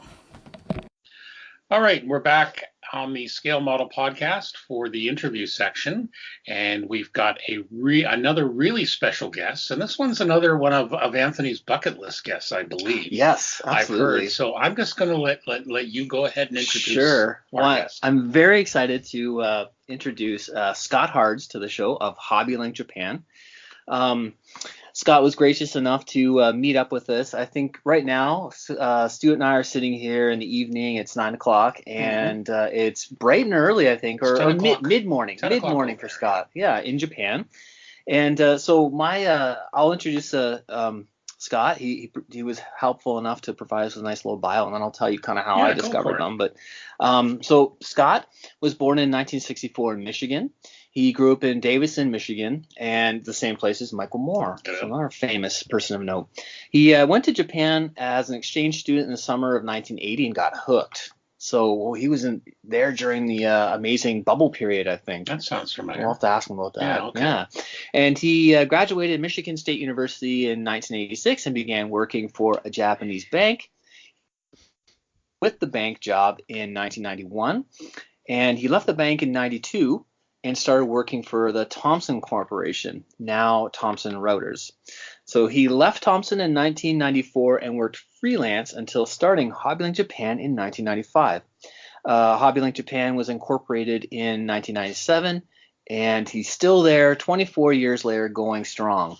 And those dates are very interesting. I was in personally I'll relate a little tale about this. In 95, I was in like a model desert. You were, by Jove. There were no model kits to be found. Okay. Of Gundam and Japanese animation. So you wondered, what are you going to do? What am I going to do? And in I think around 97, when I somehow magically got on the internet, I discovered HobbyLink Japan, and it was a miracle. I found all the amazing rare, what I thought to be rare Gundam kits and Japanese animation kits and that kind of thing. That they were plentiful and priced appropriately and were shipped to my door. And yeah, and happily taking money from your wallet. Never turned back. So I know that feeling. Yeah, Scott, welcome to the show. How are you doing tonight? I am doing great. Good morning, gentlemen, or I guess it would be good evening for you. Yes. Good morning. Good evening. Good day. We'll just say good day, like our friends on the bench. Yes. Good day. Yes. Well, thank you for joining us. We're really glad you could make the time. Totally my pleasure. All right, so we're just going to get started. So what was your entryway into scale models? And after that, we'll kind of say, how did you end up in Japan, and is it related? Okay, well, they're not related, actually. I got into scale models, I guess, by birth because my father was a modeler. And so, I grew up building models with my dad or having them imposed upon me by my dad, but that was never under duress. My earliest memories of modeling all involved dinosaur models, although I can't even recall at this point what brand they were. But my brother and I, we would, with assistance from my dad, we would glue them together around the kitchen table. And then somehow the next morning when we came down to breakfast, they were all magically painted and looking a lot better than they had the previous evening. How cool is that? Yeah. Awesome, Dad. But that's where I got my start. One of my other big modeling memories from childhood is right around the time of Apollo 14. My dad put together one of the Saturn V kits. Again, I couldn't tell you at this point whose it was, but I took that to kindergarten and walked my classmates through the entire Apollo mission profile using the model as a trophy. Attaboy. So yeah, that was my upbringing. And then from there, and I'm not exactly sure what the hook was, but I shifted into aircraft, specifically World War II aircraft, and that's been my favorite genre ever since. I noticed that in the picture that Scott sent us for our show notes that he's holding a Corsair model, and that looks Okay. really Oh yeah. cool. Oh yeah, that's pure Baba Black Sheep from the early 80s. If Probably anybody the knows what I'm Revell talking kit. about. Yeah, it's probably the Revell. I think I had that kit too. I'm only a few years younger than you, so I it's see. not, only six years or so difference. So no, Uh-huh. I can see that very, very well. Yeah, Anthony may not know some of this stuff. It may 'cause Baba he's Black younger. Sheep was also a TV It show, was a right? TV show. Yeah, Oh that yeah, was it was the TV so. show. Yeah, It that was the was TV I think show. Yep. yeah, in syndication it was sometimes called Black Sheep Squadron, Yep. Yes. but it was about Pappy Boyington's a Marine squadron stationed in the Pacific in the latter years of World War II, which was famously a squadron of misfits who weren't doing well in other squadrons, and they'd been kind of shipped out to let Boyington take care of them. And they flew the Corsair back in the day when the Corsair still hadn't been okayed for actual carrier use, Yes. because it had some landing gear issues and some visibility issues. But I digress. But it yeah, was a great show. Yep. yeah, and those bent wings, there's just something about that aesthetic that absolutely Yes. nailed my heart. So Yeah, exactly. No, VMF 214. I still remember. Yep. There's a lot of famous stars that were in that show. People don't realize, that were later on became bigger stars than that. So yeah, and they were the most, for a band of misfits. They had the highest kill loss ratio of any oh really? Marine squadron Wow. during that That's time. Yeah. that's a bit of trivia I didn't know. Well, there you Excellent. go. So very, very famous. So, okay. So how did you end up in Japan? Well, Japan was interesting. I was in high school, and this would have been probably 1979. And one day, my mother, who was a school teacher, but not in my school, came home and said, "Hey, Scott, there's this neat exchange program thing where you can go overseas and study for the summer. And they want me to find some of my students to go on it." But she had, thought of me before she thought of her own students, like any good mom. I don't know if that's a good thing or not. Yeah, at the time I was taking French in high school for no particular reason, Okay. and I thought, oh great, I'll go to France and I'll help polish my French. This will be amazing. And although this may to a large extent be true even today, in the United States at the high school level, the number of foreign languages you can study is pretty limited. Yes. Typically, it's like Spanish, French, and German. You might maybe there's some really progressive places these days on the West Coast that might offer like Chinese or Japanese, but Right. not in Michigan and not in 1979. So everybody's taken French and German and Spanish. So it turns out that all of the countries that speak French, German, or Spanish are filled to their quota with exchange students by this point, simply because of the same logic. Everyone wants to go practice their language skills. So I was immediately told, "Oh, France, sorry, no more seats available for France. So where do you want to go?" And I had no idea, none. At this point, I'd never been out of the United States, not counting Canada, because with all due respect, when you live in Michigan, Canada doesn't even feel like a foreign country. It's another state. And back in those days, we didn't even need passports to cross the border. Nope, you as just we need were your taught. driver's license. Yeah. Yep. Exactly. Zip So across all the time. exactly. Yeah. So we'd been over to I'd been to Sarnia or been to London, as a matter of fact, a number of times. Yeah.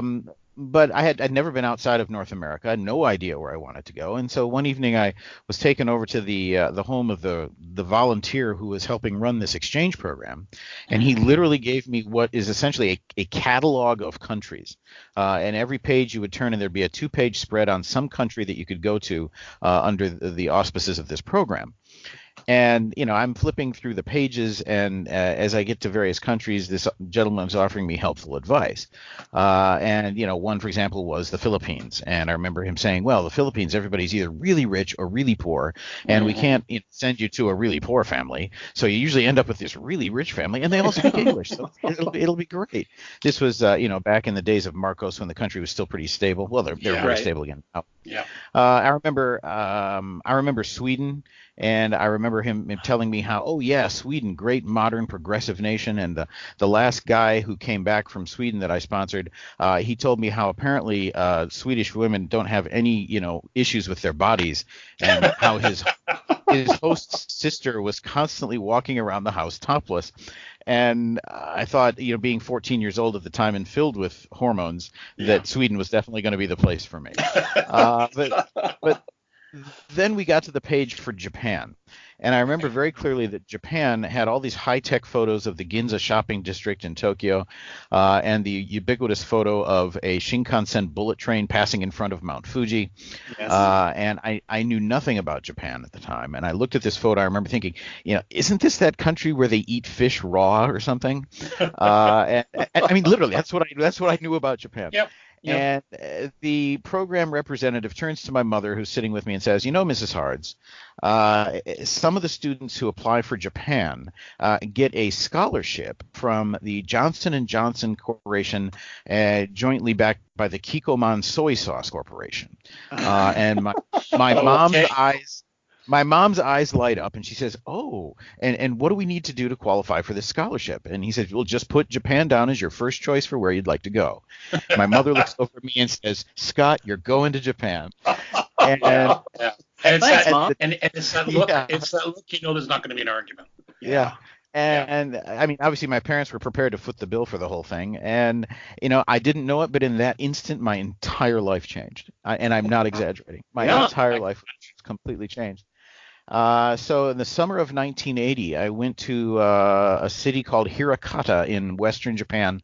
It's right between Kyoto and Osaka. I was there for just 2 months in the summer of 1980. And I just loved it. There's a lot of reasons why I loved it. I won't bore anyone, but I think the biggest one in hindsight was the fact that I was growing up in the Midwest in a relatively small town in mid-Michigan. And of course, you needed an automobile to do anything or go anywhere. And I was still unable to drive. I mean, I was pre-driver's license age at this point. But when I went to Japan, I could walk to the bus stop right in front of the apartment building I was living in. I could get in the bus, ride 10 minutes to the train station, and then get on a train to either Kyoto or Osaka, which were both by far larger than any city I'd ever seen before. Right. And I could just be this little kid on my own, in the middle of a giant city of 6 million people. And I'd never had that kind of freedom or adventure before in my life. And that was really, really eye-popping. Add to that the fact that everything is super clean, super modern, super efficient, super safe. And it was like, okay, this place rocks. So I was in. That's awesome. Yeah. Alrighty. So then you sounds like you launched into had a career working in a bank. So did you have designs to kind of go back to Japan, because it sounds like you got a job working for like a Japanese bank, maybe back stateside? Yeah, that's correct. When I got to Michigan State, which was never any doubt about that, because my parents were all, really green and white, and there was no going to that other school. Okay. That one we won't mention. Yeah, that other one. But no regrets there. I loved my time at Michigan State. But at the time, I took a liberal arts degree, but I really, to be honest, had no idea what I wanted to do with my life. In some ways, as odd as this may sound coming from me, I still don't. But, that's all right. But my initial impressions before I got to school was I kind of maybe wanted to be a doctor, but the Japan thing, the experience I'd had in high school, had completely rearranged me. So I decided I wanted to do maybe something with international relations without a clear view to what kind of job I wanted to do. And as I left the bank, as I think Stuart already mentioned, at the time that I was initially in Japan was a time of very, very heady economic growth in Japan. It was the bubble era. The bubble era, yes. It was the Build buildup of the bubble era. And right about the timing-wise, that I graduated from Michigan State, there were a number of Japanese financial institutions who were looking to build up their presence in North America. And one of them was the bank I joined. They needed to open a branch in Chicago, and they were looking for staff. And I just happened to find their advertisement, interviewed with them. I spoke a little rudimentary Japanese at that point, and they hired me. So I joined that bank in 1986. But not because I wanted to be a banker. I really had no idea what I wanted to be. I just wanted to, try to get my Japanese language skills better and maybe find an opportunity to get back to Japan. That was pretty much the goal. And for our listeners, just if they're not familiar with HobbyLink, you are a fluent Japanese speaker. You live in Japan. You've been there for many years, so you're really in depth, embedded. At this point, that's I mean about as deep as you can get. Yes. Yep. Stuart, I've been living in the country now for a total of 32 years, which is more than half of my life. Yeah. And I do speak the language and read the language well enough that on the telephone, at least in a short, simple conversation, the other party won't even suspect I'm not Japanese. That's awesome. So, That's but the that big takes a one, while right? to get there. Yeah, that takes a while to get there. But yeah, Yeah. I'm into Japan about as deep as you can without being born here. Yeah, for sure. So then let's skip ahead a couple years, and so you're transitioning from this banking type international relations job, and you decide, okay, I'm going to start Hobbylink Japan. So kind of what led up to that, and then what was the beginning, like in terms of putting together a business in Japan? Right. Well, as I mentioned, I hadn't really been into the banking thing per se. It was that I just Yeah. wanted an opportunity to get more involved with Japan. So when the bubble burst around 1990 or 91, I believe it was, Yeah. the bank also started scrambling to, keep itself together, and they were now cutting back on the very same branches they'd been hiring for overseas. And they actually pulled me back to Japan, even though I was a foreign employee. At the time, I'd been working in New York City, Hmm. in that building that isn't there anymore. Right.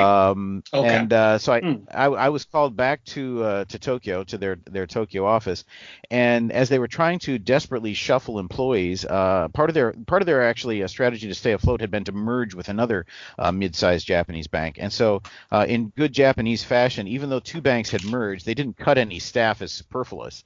They just kind of through them all into the same bucket. Of course, an American company would have wildly laid off people, but Yeah. the It's a Japanese weren't into that. Yeah. different principle.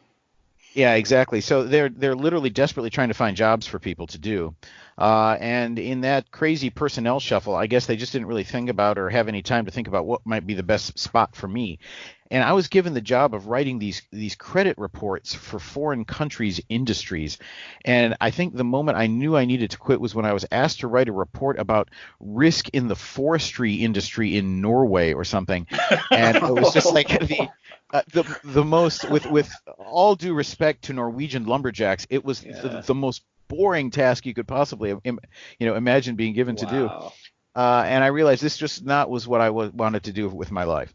And so Wow. I started having designs to quit the bank, and I found a headhunting or recruiting agency in Tokyo, and they eventually got me the job with Thomson Reuters, Okay. or what was Thomson at the time, but Thomson Reuters. And there I was involved in a financial product where we were reporting on Japanese financial markets for overseas financial markets Okay. back in the days before there was an internet.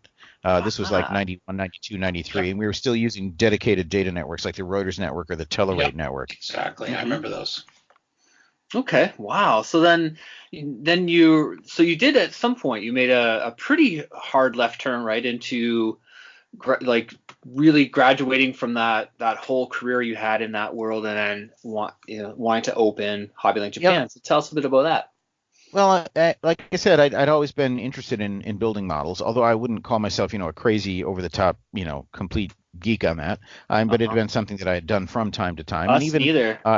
yeah, even as I had been, become a professional, meaning, I had actually started continuing to build as an adult in society. I know a lot of people give it up, Yeah. in there as a kid, but I had continued to build occasionally, even as an adult, Mhm. and I knew that was a lot of fun in my life.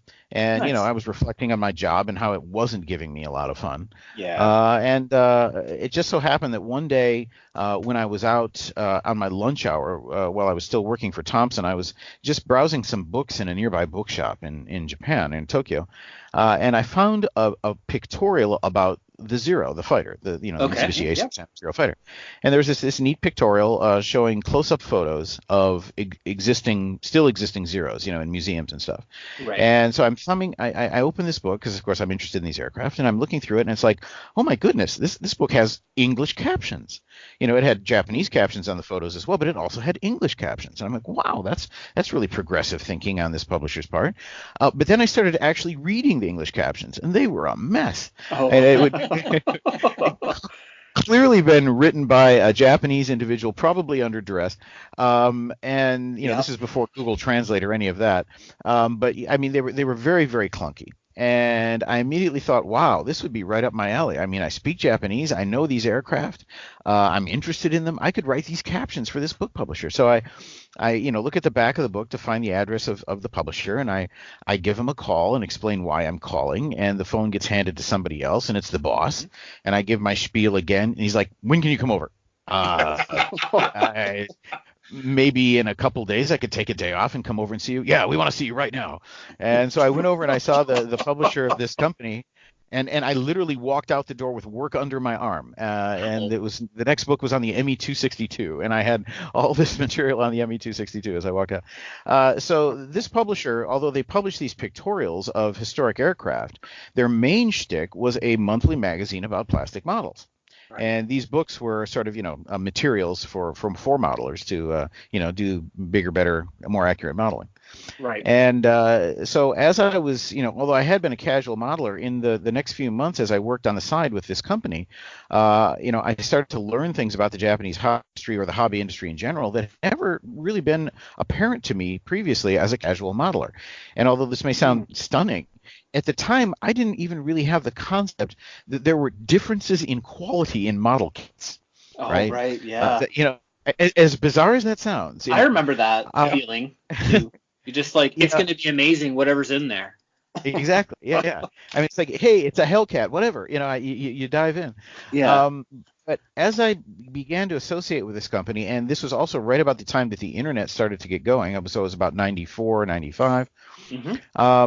I began to learn not only through my associations with them, but also in the fledgling news groups on the internet about scale modeling that were out there.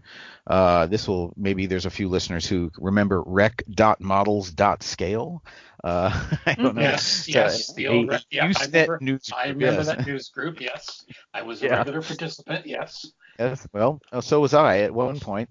Through my exchanges with people on that forum and also through people here in Japan, I began to realize that, wow, the Japanese kits are way better than the not Japanese kits for the most part. And so I began to feed information into that channel, and then I began to get emails from people I've never met in my life saying, oh my God, you're in Japan. I will send you cash. Please buy me this kit and send it to me. Because either A, I can't get it here at all, or B, I can get it here, but it's 3 times the price it is in Japan. Yes. So at this point, I'm still kind of working for Thomson. I'm still now doing a little bit of freelance work for this company, and I'm beginning to see a business opportunity here. But initially, I didn't know how to make it work because for me, the internet at that point we still really didn't have the web yet. It was still kind of just email and these groups. And I'm thinking, well, I don't have the money to, print a catalog and send it all over the world and hope that we get some orders. But I'm seeing, I have all these random individuals asking for products, so there's got to be an opportunity here somewhere. So the idea for the business itself wasn't some stroke of genius on my part. It was literally people begging me to do it simply by nature of where I was, what I was doing. Yeah. So it's not like one of those huge eureka moments. It was like, oh, there's a fire, here's a bucket of water, I guess I could put it out, and so eventually I realized that this had legs. And then when I saw, of course, the web as it started going, I immediately realized, oh, this is an obvious platform to offer services to people. So I taught myself some really rudimentary HTML and made the decision to get going. And I quit Thomson so that I would have time to pursue this as well as the work with the publishing company. Mm-hmm. And so for a period of time, I was doing translation work and also getting HobbyLink spun up. This was about August of 1995 when I first started offering this form over the web. And I had given it the name HobbyLink Japan, but it wasn't a company. It was literally just me, one guy. Right. And I had rented a small apartment near my home in Tokyo, and I was doing everything myself. I would go out and buy stuff at hobby shops. I had a local hobby shop here in Japan who was kind enough to give me a 30% discount on everything so that I could still sell it at MSRP and make a decent profit. And then I had to teach myself some basic database work so I could actually get some kind of a semblance of a product catalog on the web. And I did that for about a year, from the fall of 1995 till the fall of 1996, and it quickly went beyond what I could possibly do by myself. Wow. And I remember this was still back in the days when we didn't have continuous internet connections. You turn on your modem and dial up an internet connection. So, you didn't have spontaneous notifications, or you didn't keep checking your email every couple of minutes. This is the time when you'd log in the morning, pull down your email, then turn your connection off and start answering all that email or whatever. And I remember one Sunday afternoon, I had worked really hard to get through 200 some emails, and it was really hard work. And late in the evening, I finally got through it all. And I remember, sending off all my responses on the modem and then going home, getting some sleep, coming in the next morning, turning on my modem and getting like 260 emails. Yeah. And Wow. just literally throwing my hands in the air and saying, nope, that's it. I can't do this by myself.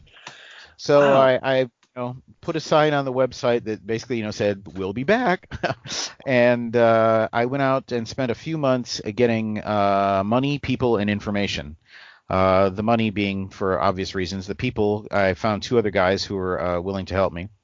And I actually was able, and this is, I'm still amazed at this, but I was actually able to go down to the Japanese Chamber of Commerce as a foreigner with a non-incorporated business, just give them a presentation of what it is that I wanted to do, and they were willing to loan me $50,000 roughly Sweet. to get this Wow. business started. I am still amazed by that to this day. This is unsecured loan as well. Yeah, exactly. I'm not So surprised by that at all, right? It's just that's Yeah. how kind of things. It's a different world there for sure. Yeah. Like the level of trust, that kind of yeah. It was very So interesting.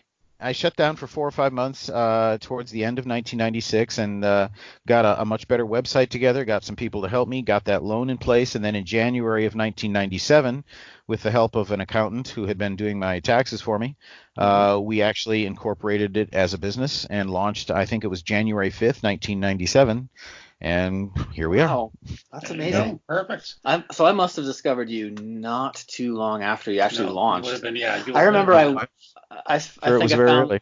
yeah I found the site and I immediately went and got a Because one credit of the card. things I always remember, I wasn't building a lot then. but Yeah. I always knew that, again, and this is why I've always been interested in the industry, is that the companies that saw the potential of the web are going to be the ones that are yes. going to do it. And, it was funny, like the squadrons of the world, the Yeah. North American ones just weren't there yet. Like the ones who'd done the ones mail out of order Japan, stuff, right? the ones out of Europe Yeah. were starting to pick this up. Like Mhm. Hannon's picked it up fairly early. Yeah. And I remember hearing about HobbyLink Japan, and Oh man. of course at the time, and it's like, as you were saying, everyone knew how good the Japanese models were. I still remember going across the border in models when they were in Detroit and picking up a ton of Tamiya stuff and stuff like that. 'cause we Thinking knew it the was quality- really amazing. The Yeah. quality was amazing. But Wow. yeah, so I just couldn't get. I could not find. I was at. You mentioned the 2 people earlier. I was in the B category where, for a long time there was nothing available, Scott. And then my local hobby shop, I walked in there one weekend and there was a wall filled with like Gundam, Patlabor, that kind of stuff. And I was like, this is amazing. And then I looked at the price and I was like, it's $100. And I don't think I had a job, right? I think I did I have it? I may not have had a job. no. And it would the I prices know, yeah. were I like remember 4 or that. 5 times more. I think I had to remember save those up times. months Yep. to get a kit that the street price was 700 yen, so it was like $8. Yeah. And I had to Right. save up like for months just to get that because it was like $30 in 1996. Yeah. So Yeah, I recall back from the early days very, very distinctly getting an email from a gentleman in Italy who was saying, he's like, look, I need to ask you an important question. You have this master grade Zeta Gundam kit from Gundam listed on your website for, and the equivalent would have been maybe $25 US. right. And he says, I'm seeing what I think is the same thing over here, but it's like $80 US. And it's like, is this the same thing, or is this one got many more features or something? Right. And Yeah, just that's unbelievable. the fact that the price parity could be so, or the price gap could be so huge. Right. But is anybody? I expected that the local retailers weren't familiar with this stuff and that they were hesitant about if people would buy it. Maybe, and I think they knew that they could probably ask a lot because there was that demand, but it was niche demand, so they figured they had. I don't know what it was, but it disappeared. It's a good little, segue to our next question. Actually, that's right. So how do you find the industry's changed, and how has HobbyLink Japan adopted to different trends in like the marketplace? Obviously you were there with the internet, but many more changes what's have happened? Yeah, there's been happened, a ton of changes. Oh yeah, I could go on for another 2 hours about the way the industry has changed, but just It's a okay. couple of things that We can really always stand make a out. part one and part two. Yeah, that's true. Yeah. Well, the biggest change I would say, if I had to pick one thing, and I've been doing this, as you know now, for about a quarter century, but the biggest single change would have to be, I think, the emergence of China as a force in the industry.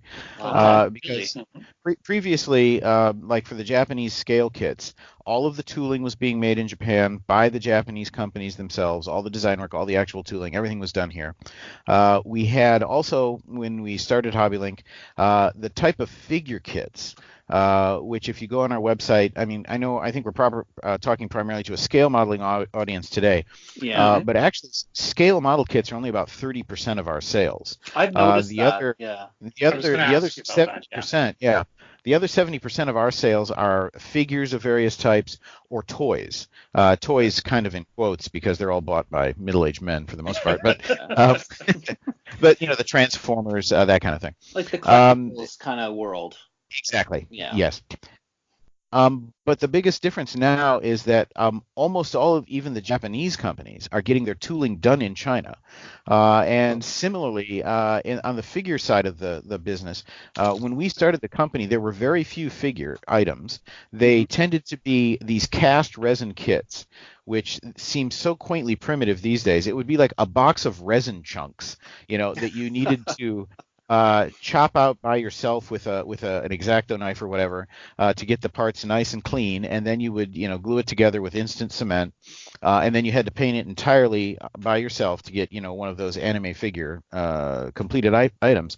And now the Chinese manufacturers are able to create these beautifully finished completed figures for less than the price of the kits had been back in the day. And Wow. that segment didn't even exist when we started HLJ, and is now huge for us. Wow. So that's a huge change. And also I would say just the incredible dominance now and quality, or competency, I guess I should say, of the really high-tech tooling led by places like Bandai, Mhm. to create amazing kits that can be built without cement and without glue. Or Oh, excuse me, it's that's the same incredible. thing, isn't Yes. it? Yeah. Without With paint paint. and without glue. Yeah. Yeah. But yeah, just last week, partially because of my own interest and partially because we wanted to put up a video of it, I completed one of the latest state-of-the-art Gundam kits from Bandai, the new Gundam, it's called, Right. and it's amazing. That's new NU, by the way, not NEW. Yep. But it's several hundred parts that fit together with amazing precision to create a completed. Well, I don't even want to call it a toy because that seems to kind of insulting to it. A beautiful, fully articulated figure. I mean, if you guys probably built some of these, so you know where I'm coming from here. Yeah. Was But this is this the the real engineering grade is or?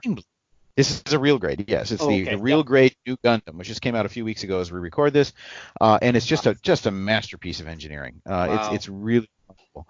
And I want although to we know. were starting to get some reasonably competent snap fit kits back when we started the company, they have learned so much and come so far on these. And of course, the whole push behind this is to keep people modeling, because having to break out the cement and paint is so off-putting to so many modern folks who've Yeah. never been there. It's a hard wall That, to get yeah. past, right? Like a hard barrier almost to go from I'm interested in that to actually going hardcore like we've been doing. But yeah, I think it's a great marketing Yeah, strategy. Sorry. I actually remember seeing the video because I've got your channel subscribed to my YouTube feed, and yeah, it just and I also remember last year, I'd like to say, I went to one of my local stores that specializes. It's called Neo Tokyo here in London, Ontario, and Uh-huh. they had some of the Star Wars Bandai kit, and just some of the stuff like he was showing. The owner there was showing me, with one of the TIE fighter kits on how they have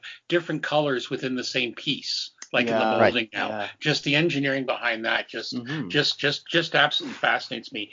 If I can ask you, and again, if you don't want to, that's fine, but I'm just, because one of the things I'm constantly having to tell people in North America is how big the hobby is over there. Like a Gundam release versus, your traditional armor and that. Can Right. you kind of give us some rough ideas, like, if let's say someone comes out with a World War II fighter, Right. roughly how many, like let's say a mainstream manufacturer like a Tamiya or something, and again, versus like when Bandai comes out with some hot new Gundam. Can you kind of Okay. give us an idea of kind of the ratios? Yes, I can. Although you're going to have to take these numbers with a grain of salt That's fine. because nobody releases them for No, public I consumption. realize that. I Right, realize right, that, right. but I Yeah. have Yeah. to constantly tell people how big it is over there. Right. Well, let's start with the scale side. For let's say Tamiya comes out with I don't know, a new 48 scale aircraft, which they almost never do these days, but I wish they'd do No, more. never. No. But yeah. But if let's say it's like wasn't their most recent one, if I'm remembering correctly, I think it was a Mark One Spit. No, it's The released. Lightning, Yeah. okay, well, the Lightning Yeah. would be the newest, but is it out? The Yeah. Lightning's No, it's still in white box. So yeah. the Mark Right. One. So the light. Yeah, so we could go with the Lightning. Yeah. Okay. The Lightning is a very major World War II aircraft. It's going to have global appeal. I'm going to go out a limb and say that Tamiya is probably going to shoot 40,000 pieces of that, maybe Alright. 50,000 pieces of All that. right. But that might be high, but I'm Yep. I'm giving I'm going a little on the high end because I think the Lightning is going to be very popular subject matter, Yes. particularly from Tamiya. Yeah. For a more minor kit or a variation, you might see a company like Tamiya or Hasegawa doing just 20,000, a run of just 20,000. Wow. Just one more piece of information along that area. I'm on very good working relationship with Vladimir Schultz from the Eduard Corporation in the Czech Yes. Republic. Yes. Okay. Yep. And yeah, I know Vlad well, and Vlad has told me one reason that they now make all of their tools in aluminum rather than steel is because aluminum tooling is good for about 50,000 shots, and nothing we do is ever going to need 50,000 shots. Interesting. Okay. Good to know. This is- Good to know. Yep. This is the exact quote. Now, moving on to a very popular Gundam kit from Bandai. Obviously, they have lots of runners in those boxes. I think that new Gundam that I did had maybe 15 separate runners of parts. Wow. I'm going to guess that their initial production run on something like that is going to be at least 150,000. Wow. Yeah. It's triple. And yeah, at least. And I understand that some of their more popular kits have gone over the 250,000 mark in terms of total Okay. production. I'm not surprised because they often cycle through, right? Like they kind of retire them for a little bit and they bring them back in a new and run. it seems to Yeah. be very popular And- now. Now, just out of curiosity, again, if you can tell us, if not, I perfectly understand. What percentage of those would you think would be, Japan and the Far East versus North America versus Europe on both those sort of kits?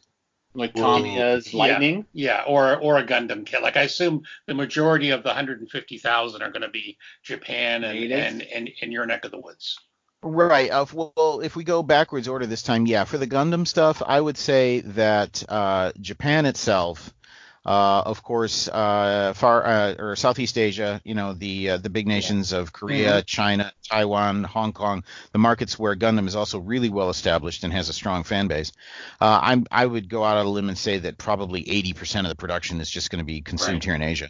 Yeah. And that maybe, and again, I'm just kind of pulling these numbers out of thin air, but maybe 10% each would go to North America and Europe, if that. Yeah. Yeah, and that's what I've been kind of telling people because, people just, especially when you've got some of the, I say this most politely, the old farts of the modeling world. They talk about you're always hearing the hobby's dying, and I went, no, it's evolving.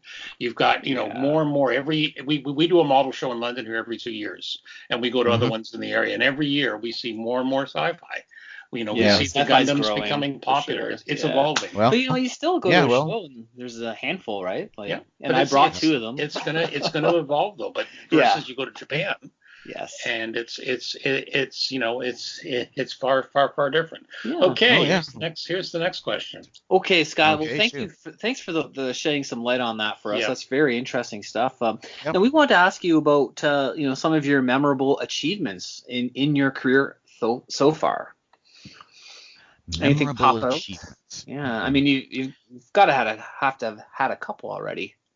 I guess, well, yeah, I guess I could say three things that I'm thinking career-wise, that is the HobbyLink career-wise, that have just gone really well for us, or that are stuck in my Yeah. brain. One is the fact that HobbyLink itself, after a quarter century, still exists at all. I'm sure you could all, yeah. I'm sure you've seen the .com burst, the initial one back in the 90s, and then the fallout these days as the internet, particularly e-commerce, consolidates into just a few giants. And somehow we've managed to survive in a world where there's an Amazon, and that itself has been a source of pride for me. And I recall particularly when we had our 20th anniversary, it was like, wow, because somebody somewhere quoted me statistics. It was a customer who was kind enough to send me an email, and I don't have it handy, but I remember them sending an email that had some statistic quoted from a business website that said, the number of businesses that are started that make it to their 20th anniversary, is some fraction of 1%. Yeah. And it was just like, wow, I managed to be in that fraction of 1%, which is pretty impressive. Absolutely. So that I remember around our 20th anniversary thinking, yeah, that the fact that we're just still here at all is kind of an achievement in itself. There's two other things that stand out for me that are kind of a source of professional pride. One is, I guess it's been 7 or 8 years ago now. We came up with the idea of our private warehouse system on our website. And for those people who haven't purchased from us or who haven't really used us extensively, I should just offer a quick explanation. But basically, it's a way where you can order stuff from us and pay for it. But if you want to save on shipping by allowing us to consolidate your orders for you, you can store your purchases with us for up to 2 months and tell us exactly how you want your purchases combined and how you want them shipped. It's awesome. Now, as a user, it's fantastic. Yeah, and I'll just give you a little bit of international perspective on this. When we started putting the service together, we figured it would be primarily for people in places like North America who want to consolidate shipments so they can get lower shipping rates, on the total amount. But as it turns out, the folks in Europe and South America love it as well for the opposite reason, and that's because it actually allows them to break shipments into smaller pieces. Now, why would anyone want to do that, right? Yeah. Well, as it turns out, the good boys in the customs inspection areas of the World Postal Services tend to ignore smaller packages more than they do larger packages. Yes. So when a big old box with HobbyLink logos on the side of it comes into, say, Brazilian customs, those guys have a field day charging duty on it. But if it's just a little box, they'll often just wave it through without bothering to do the paperwork and math. And that's not just a South American thing. I've had customers in Belgium and in the UK tell me that they use our private warehouse for exactly the same reason. They will break it into smaller pieces. So even the higher shipping charges, if it manages to get the package through without the sometimes 20+% customs duties on it. And for the folks in Brazil, my heart goes out to them because Brazil charges 60% customs and duty on imported stuff. Yeah. So they use it as a way to try to get around taxes. But more power to you. So the system works both ways, and now about 80% of our customers use this system, and none of our competition has been able to do the very complex programming that is required. And I'm going to give a shout out to our IT guy, Jim O'Neill, who was responsible for programming this system for us. He's been with us for about 20 years now as well. Wow. But it was kind of my idea and Jim's execution, and it's worked beautifully, and our customers love it. So that's one place where we still manage to keep a leg up on the competition. Excellent. Yeah, it is a great system. And the other thing that I guess is a source of pride for me in my career is really not something that's probably apparent to folks outside of Japan, but we have an import subsidiary with the chuckle-inducing name of the Beaver Corporation here in Japan. That is responsible for importing foreign plastic model products into Japan and wholesaling them. That's, for example, how I know Vlad Schultz from Edward so well, because we're his importer here in Japan. Okay. And that company, which we purchased basically dead on arrival. I mean, it was being horribly mismanaged. We purchased it in a terrible state from one of Japan's distributors a little over 5 years ago. And since we purchased it, it's now extremely profitable and has quadrupled the sales it had the time we purchased it.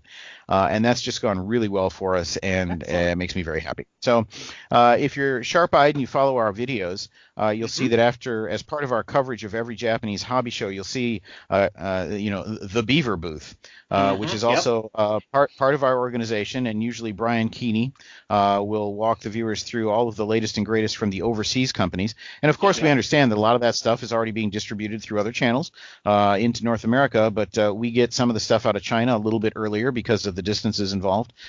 So the latest stuff from places like Takom and Hmong and Flyhawk and some of the really exciting Chinese companies, that are doing a lot these days. And of course, the aforementioned Edward or some of the other Eastern European countries as well, who are now turning out fabulous product. So Absolutely. that's really cool. As Tamiya and Hasegawa and Fujimi and some of the longstanding Japanese majors have slowly, kind of tuned down the pace of their scale model offerings, the Chinese companies have really stepped up and picked up the slack. And the Japanese modelers, who are also fans of military subject matter, they keep waiting for the latest from Tamiya and Hasegawa, but it's very seldom in coming. And oh my gosh, that new Takom kit looks awesome. So they pounce, and fortunately Beaver's in a position to take advantage of that. So it's interesting to see, because it's something I've noticed too. It's kind of funny, kind of like in North America. Tamiya is really, on the radio control side, they're quite big on that. For example, and there's a lot of it's this is where I'm saying everything's evolving, and you're seeing all these new industries and that. I actually have two questions. I've got an additional one here. I didn't have my original list, but you mentioned the elephant in the room, which is Amazon. Why do you think what do you think stands you apart from Amazon? I'm going to go with the depth of our catalog on that, Anthony. The thing is that Amazon, both Amazon.co.jp, which is their Japanese arm, and Amazon.com, they do carry some of the very same product we do through affiliates or sometimes on their own here in Japan. But they really are just, skimming the cream. They are generally grabbing all of the really big end popular SKUs from places like Bandai or Tamiya. And their catalog really isn't as deep as it could be, because I'd love to walk you through our warehouse on camera, and we have done this a bit in the past, but I've seen it. We will buy etching part option sets and a lot of crazy stuff where even for a company of our size, we're only buying maybe 2 pieces or 3 pieces of some of this stuff. It's so niche. It's like a wiper blade set for Subaru rally car from 1986, kind of just absolutely super niche stuff. And I think what I've tried to do over the years is provide sort of the ultimate one-stop shopping that, if we don't have it, it probably doesn't exist, or we're out of stock. And Amazon, has a reasonably good catalog of the major stuff, but if you're really looking for depth, you got to, I think, come to a dedicated hobby retailer like us. And that's what most fans want, I think, too, right? Exactly. Like Stu and myself, we're in it, and the guys that we see at the shows, they're looking for those detail sets and those deco options and like the variants and all that. So exactly. But obviously the market is, geared towards like more, how do you say, medium level or medium level interest? But again, I think there's room for all of it, and this is what the great thing about having the internet is. Just a little bit about that. Tell us a bit about the Japanese modeling culture. If you were to contrast it with, North America or European modeling culture, what are some of the differences? Quite different, you would tell people. It is, but that's really easy. Gundam and girls. That pretty much sums it up right there. Yeah. Gundam is great here in Japan for developing and keeping the hobby industry going, because let's be honest, the media that's created is basically exists to sell the merchandise. Whereas in many cases, I think the stuff we get out of the West, there is merchandising, but the raison d'etre of the media is to be itself a profitable enterprise, with the merchandising being kind of the frosting on the cake. Whereas here in Japan, there's so many kids shows where they literally are just vehicles to sell toys. That's the whole reason that they're created. And Gundam is pretty much one of them, at least in its modern form.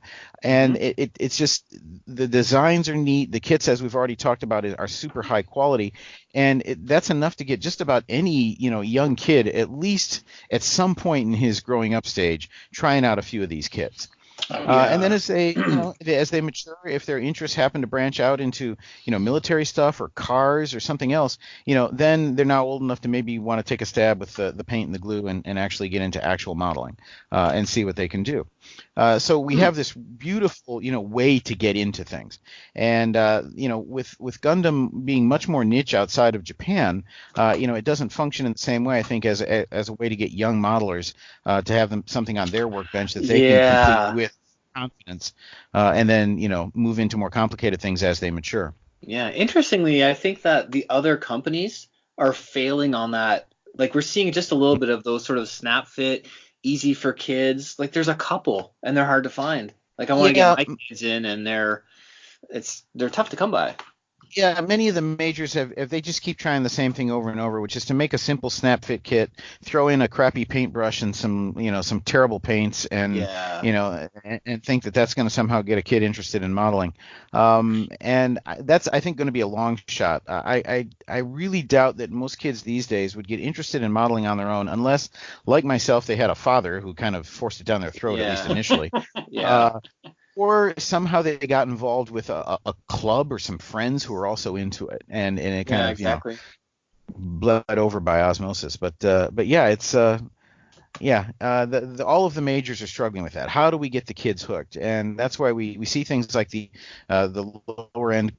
Or a few years ago, we had a show here in Japan called Danboru Senki, which is, I don't know what they called it in English. It's like Cardboard Box Heroes or something like that, where these, as is typical in kids animation these days, you have a bunch of elementary school kids fighting each other by proxy with their robots or their Pokemons or whatever. Okay. It sounds like the build series or the build. Yeah, exactly. The Gundam build series was also similar to that. But those are clear and obvious attempts to get the kids hooked and then get them to eventually, move down the chain into the more complicated stuff. All right, and as you can see, we did cut that off right at the end of a question. But again, so far, great interview.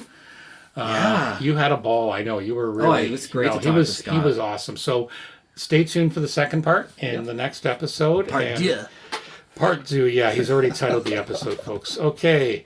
Talking tools. Now, this is one that we both end up having. Yeah. And we bought it separate times. I'm loving it. Yeah. Go for it. Today's Talking Tools tool is the Leaf Punch from Green Stuff World. And I do believe this Leaf Punch has been maybe also put out by a different brand. But I have the Green Stuff World that I purchased from FlexiFile. And I did too at another show. Yeah. And I got the multi. So did I. It's a small punch. And I think there was 4 where you could get. One was an oak leaf, one was a maple leaf, etc. They had a whole bunch. I remember there when I was at the show, they probably had like 8 or 9 of them. Okay. And then I paid extra to get the gray version that has there's 4 different leaves in a punch, and it has like an oak, a maple. I'm not even sure the other 2. Well, they've actually got, looks like they got about 10 or 11 different ones. Oh, okay. So yeah. And it's 3/5 scale as far as I could see, but it would probably pass 48, but you can get away with different things. So they had all different colors, So they represent a specific, like, usually from tree species, type or yeah. So I've actually been using it on my Aliens, the groundwork for my Aliens APC, which I'm just about to wrap up and then hop into the Musaru. But I think it's been really cool. I tested it out, on paper, just to kind of see what it was like, and then I was using it on real leaves. So you went out to the yard. Now you only did it from leaves that were on the ground. You didn't kill a tree. Oh, never. I grabbed like sort of a greener leaf, and then I grabbed like kind of a brown dried up one and punched them out, and then you can coat them. And I remember when I was researching these a couple of years ago, and that's what people do, or other people have suggested you clear coat the leaf seal, just to prevent them from like decaying, right? And I have it, and I played around with it, and it's a great little thing because especially for that scale. The company also makes ones for like roof tiles as well. Punches like that, but it's an idea straight from the scrap builders. Fine quality. It's a good metal punch. It's smooth, and it has like I guess it's probably like a die cut. The die cut is metal. It's a good quality. It's nice and sharp, and my only complaint is maybe I'm just not that well versed in, but a couple of the leaf designs don't look super awesome to me. Like they don't look like leaves. They look like kind of mushy. But like the oak leaf is amazing. Maybe you just don't know your leaves. And the maple leaf, like, I don't know, because in Canada, we it's different. we No, know it's intrinsically it's the European maple leaf. the European. Yeah, It's maybe the they're different European. species, like based Is on. it like a European and African Yeah. swallow? So for the- I should there's actually the find out what Monty they Python are and then reference, look yeah. at the real thing. But they've got all sorts of different yeah, they different do make stuff. a neat range of tools. Yeah, so these are about 10 from the actual website. They're about 10.98 Okay. US Euros? on the website. US. Okay. And I know our good friends at, because that's where I got our good friends at FlexiFile. Yeah, I got mine there as That's well. where I think I paid $16 for this. they're a little bit and- more Canadian, but again, it's one of those things I was that's happy gonna with that. it's gonna last you forever. Oh yeah, and it's It's an just investment. really neat. They really do look good, and like I took some leaves, like dried up leaves, and I ground them up Yep. to make kind of like more of a like the ground covering, and not to be leaves per se. And these adding some of these in, they really pop out. Like you just recognize the leaf shape, and they are. It just really draws your eye into the scale, and helps kind of set the Well, set that exactly. groundwork. Yeah. It's No. really Yeah. cool. They were very good, and I was impressed with them. So Yeah, I'm digging it. yeah, good stuff. So yeah, check those out. Looks like $14.99 at FlexiFile. Yeah. Okay. Yeah. So yeah. That's probably whatever I paid, $15. Yeah, or so. pretty Yeah. close, and they have a whole bunch of different ones. Let's stick that in there for the listeners. Yeah, we're gonna stick that link in for them right now. So yeah, check that out. So that's pretty It's- awesome. For anybody who wants to do like vignettes or just groundwork or to put their models sort of in a context, this is a neat little tool to It's a have. neat Not little gonna use it way every to- day, but this But is the when first you time need I it. whipped it out, and I'm glad I had it. It was You really need it. cool. Exactly.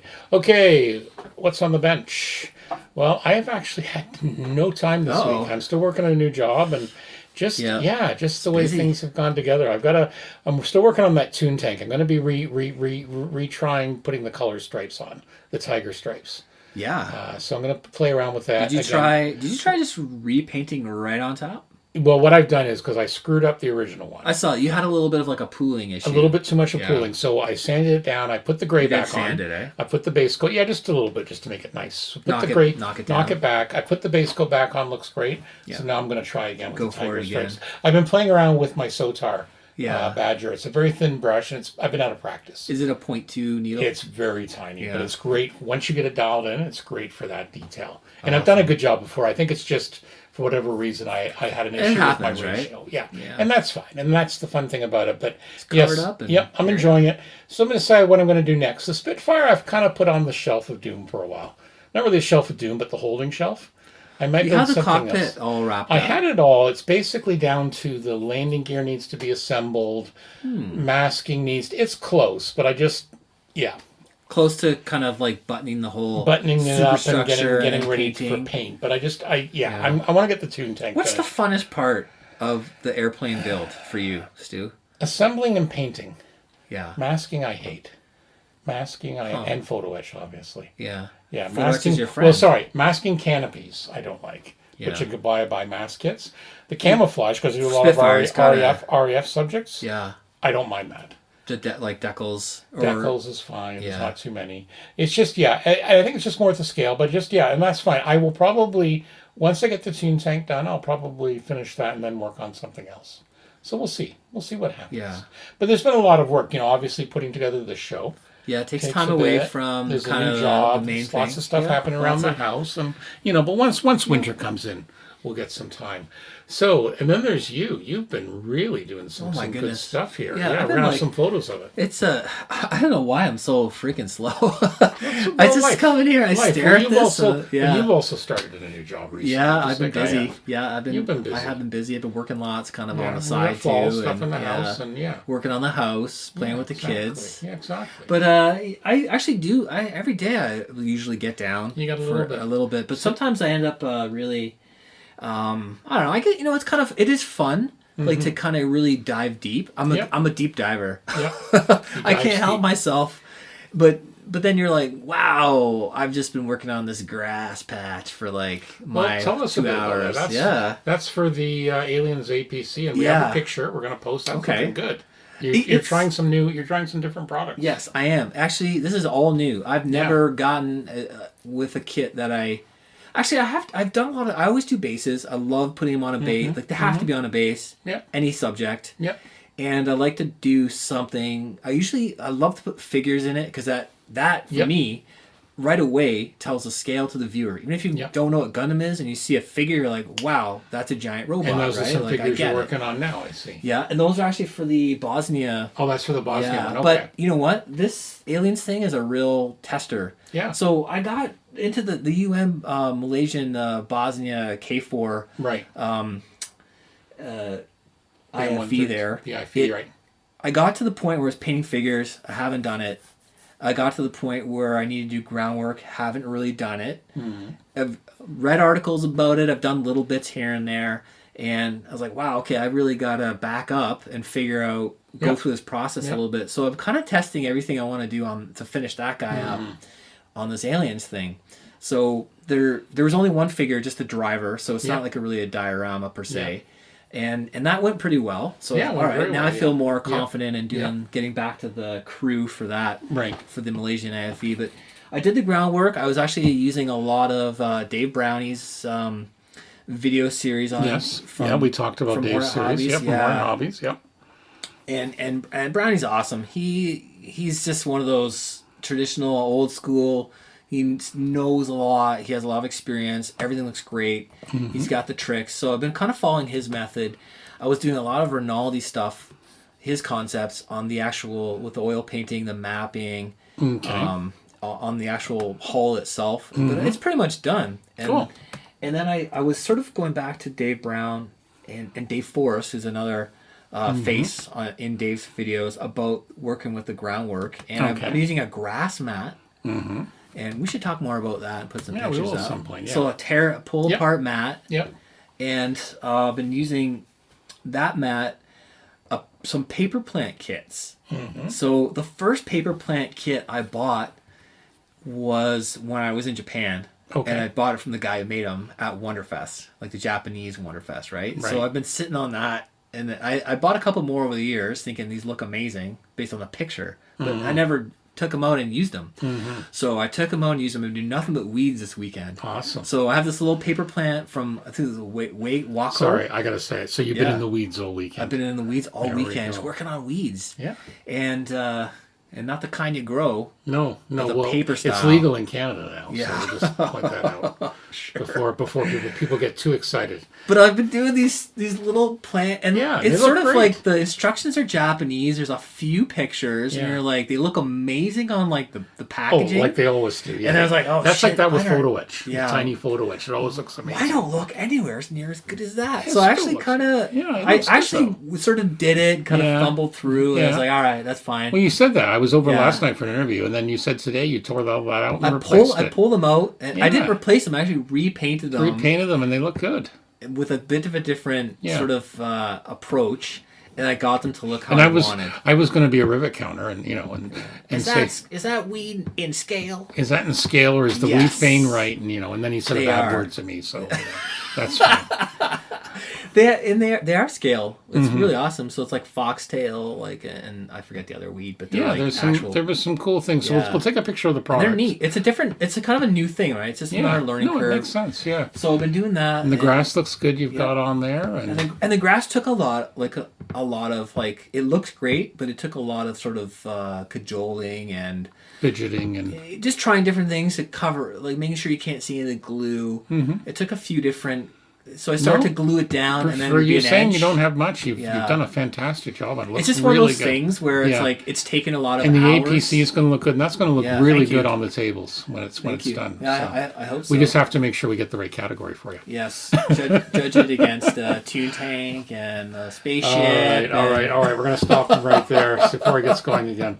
Okay, last but not least, sites and tips. And this one's yours as well. This is a book you found. Yeah, this is okay. So I know we've talked about Adam Savage. Oh, we've before. talked about Adam a lot. Yes, more than one time. More I know than we one talked time. about Yeah, we talked about him Tested.com. Yeah. So just to refresh the listeners, so Adam Savage is this sort of guru in he does a lot of prop making and A lot of prop making over cosplay, the years. model building, He's and had some TV shows he was also the co-host of MythBusters. on Discovery And Channel. and probably that's probably his most The famous. US. But Yep. he actually worked in the model building, Movie effects, industry, yeah. movie industry Yeah. for years, Yep. including Star Wars, like the Phantom Menace, I think, and that kind of era in the But '90s. we won't hold that against him. Yeah, I'm not sure if is it as bad as we remember. Who knows? I don't know. Maybe Ask it's some okay. people, and again, that's a whole other. The models looks good. That's a whole other debate. There Don't you even go. go there. Spaceships That's like look pretty that's like sweet. Star Wars versus Star Trek. Let's not even go there. Yeah.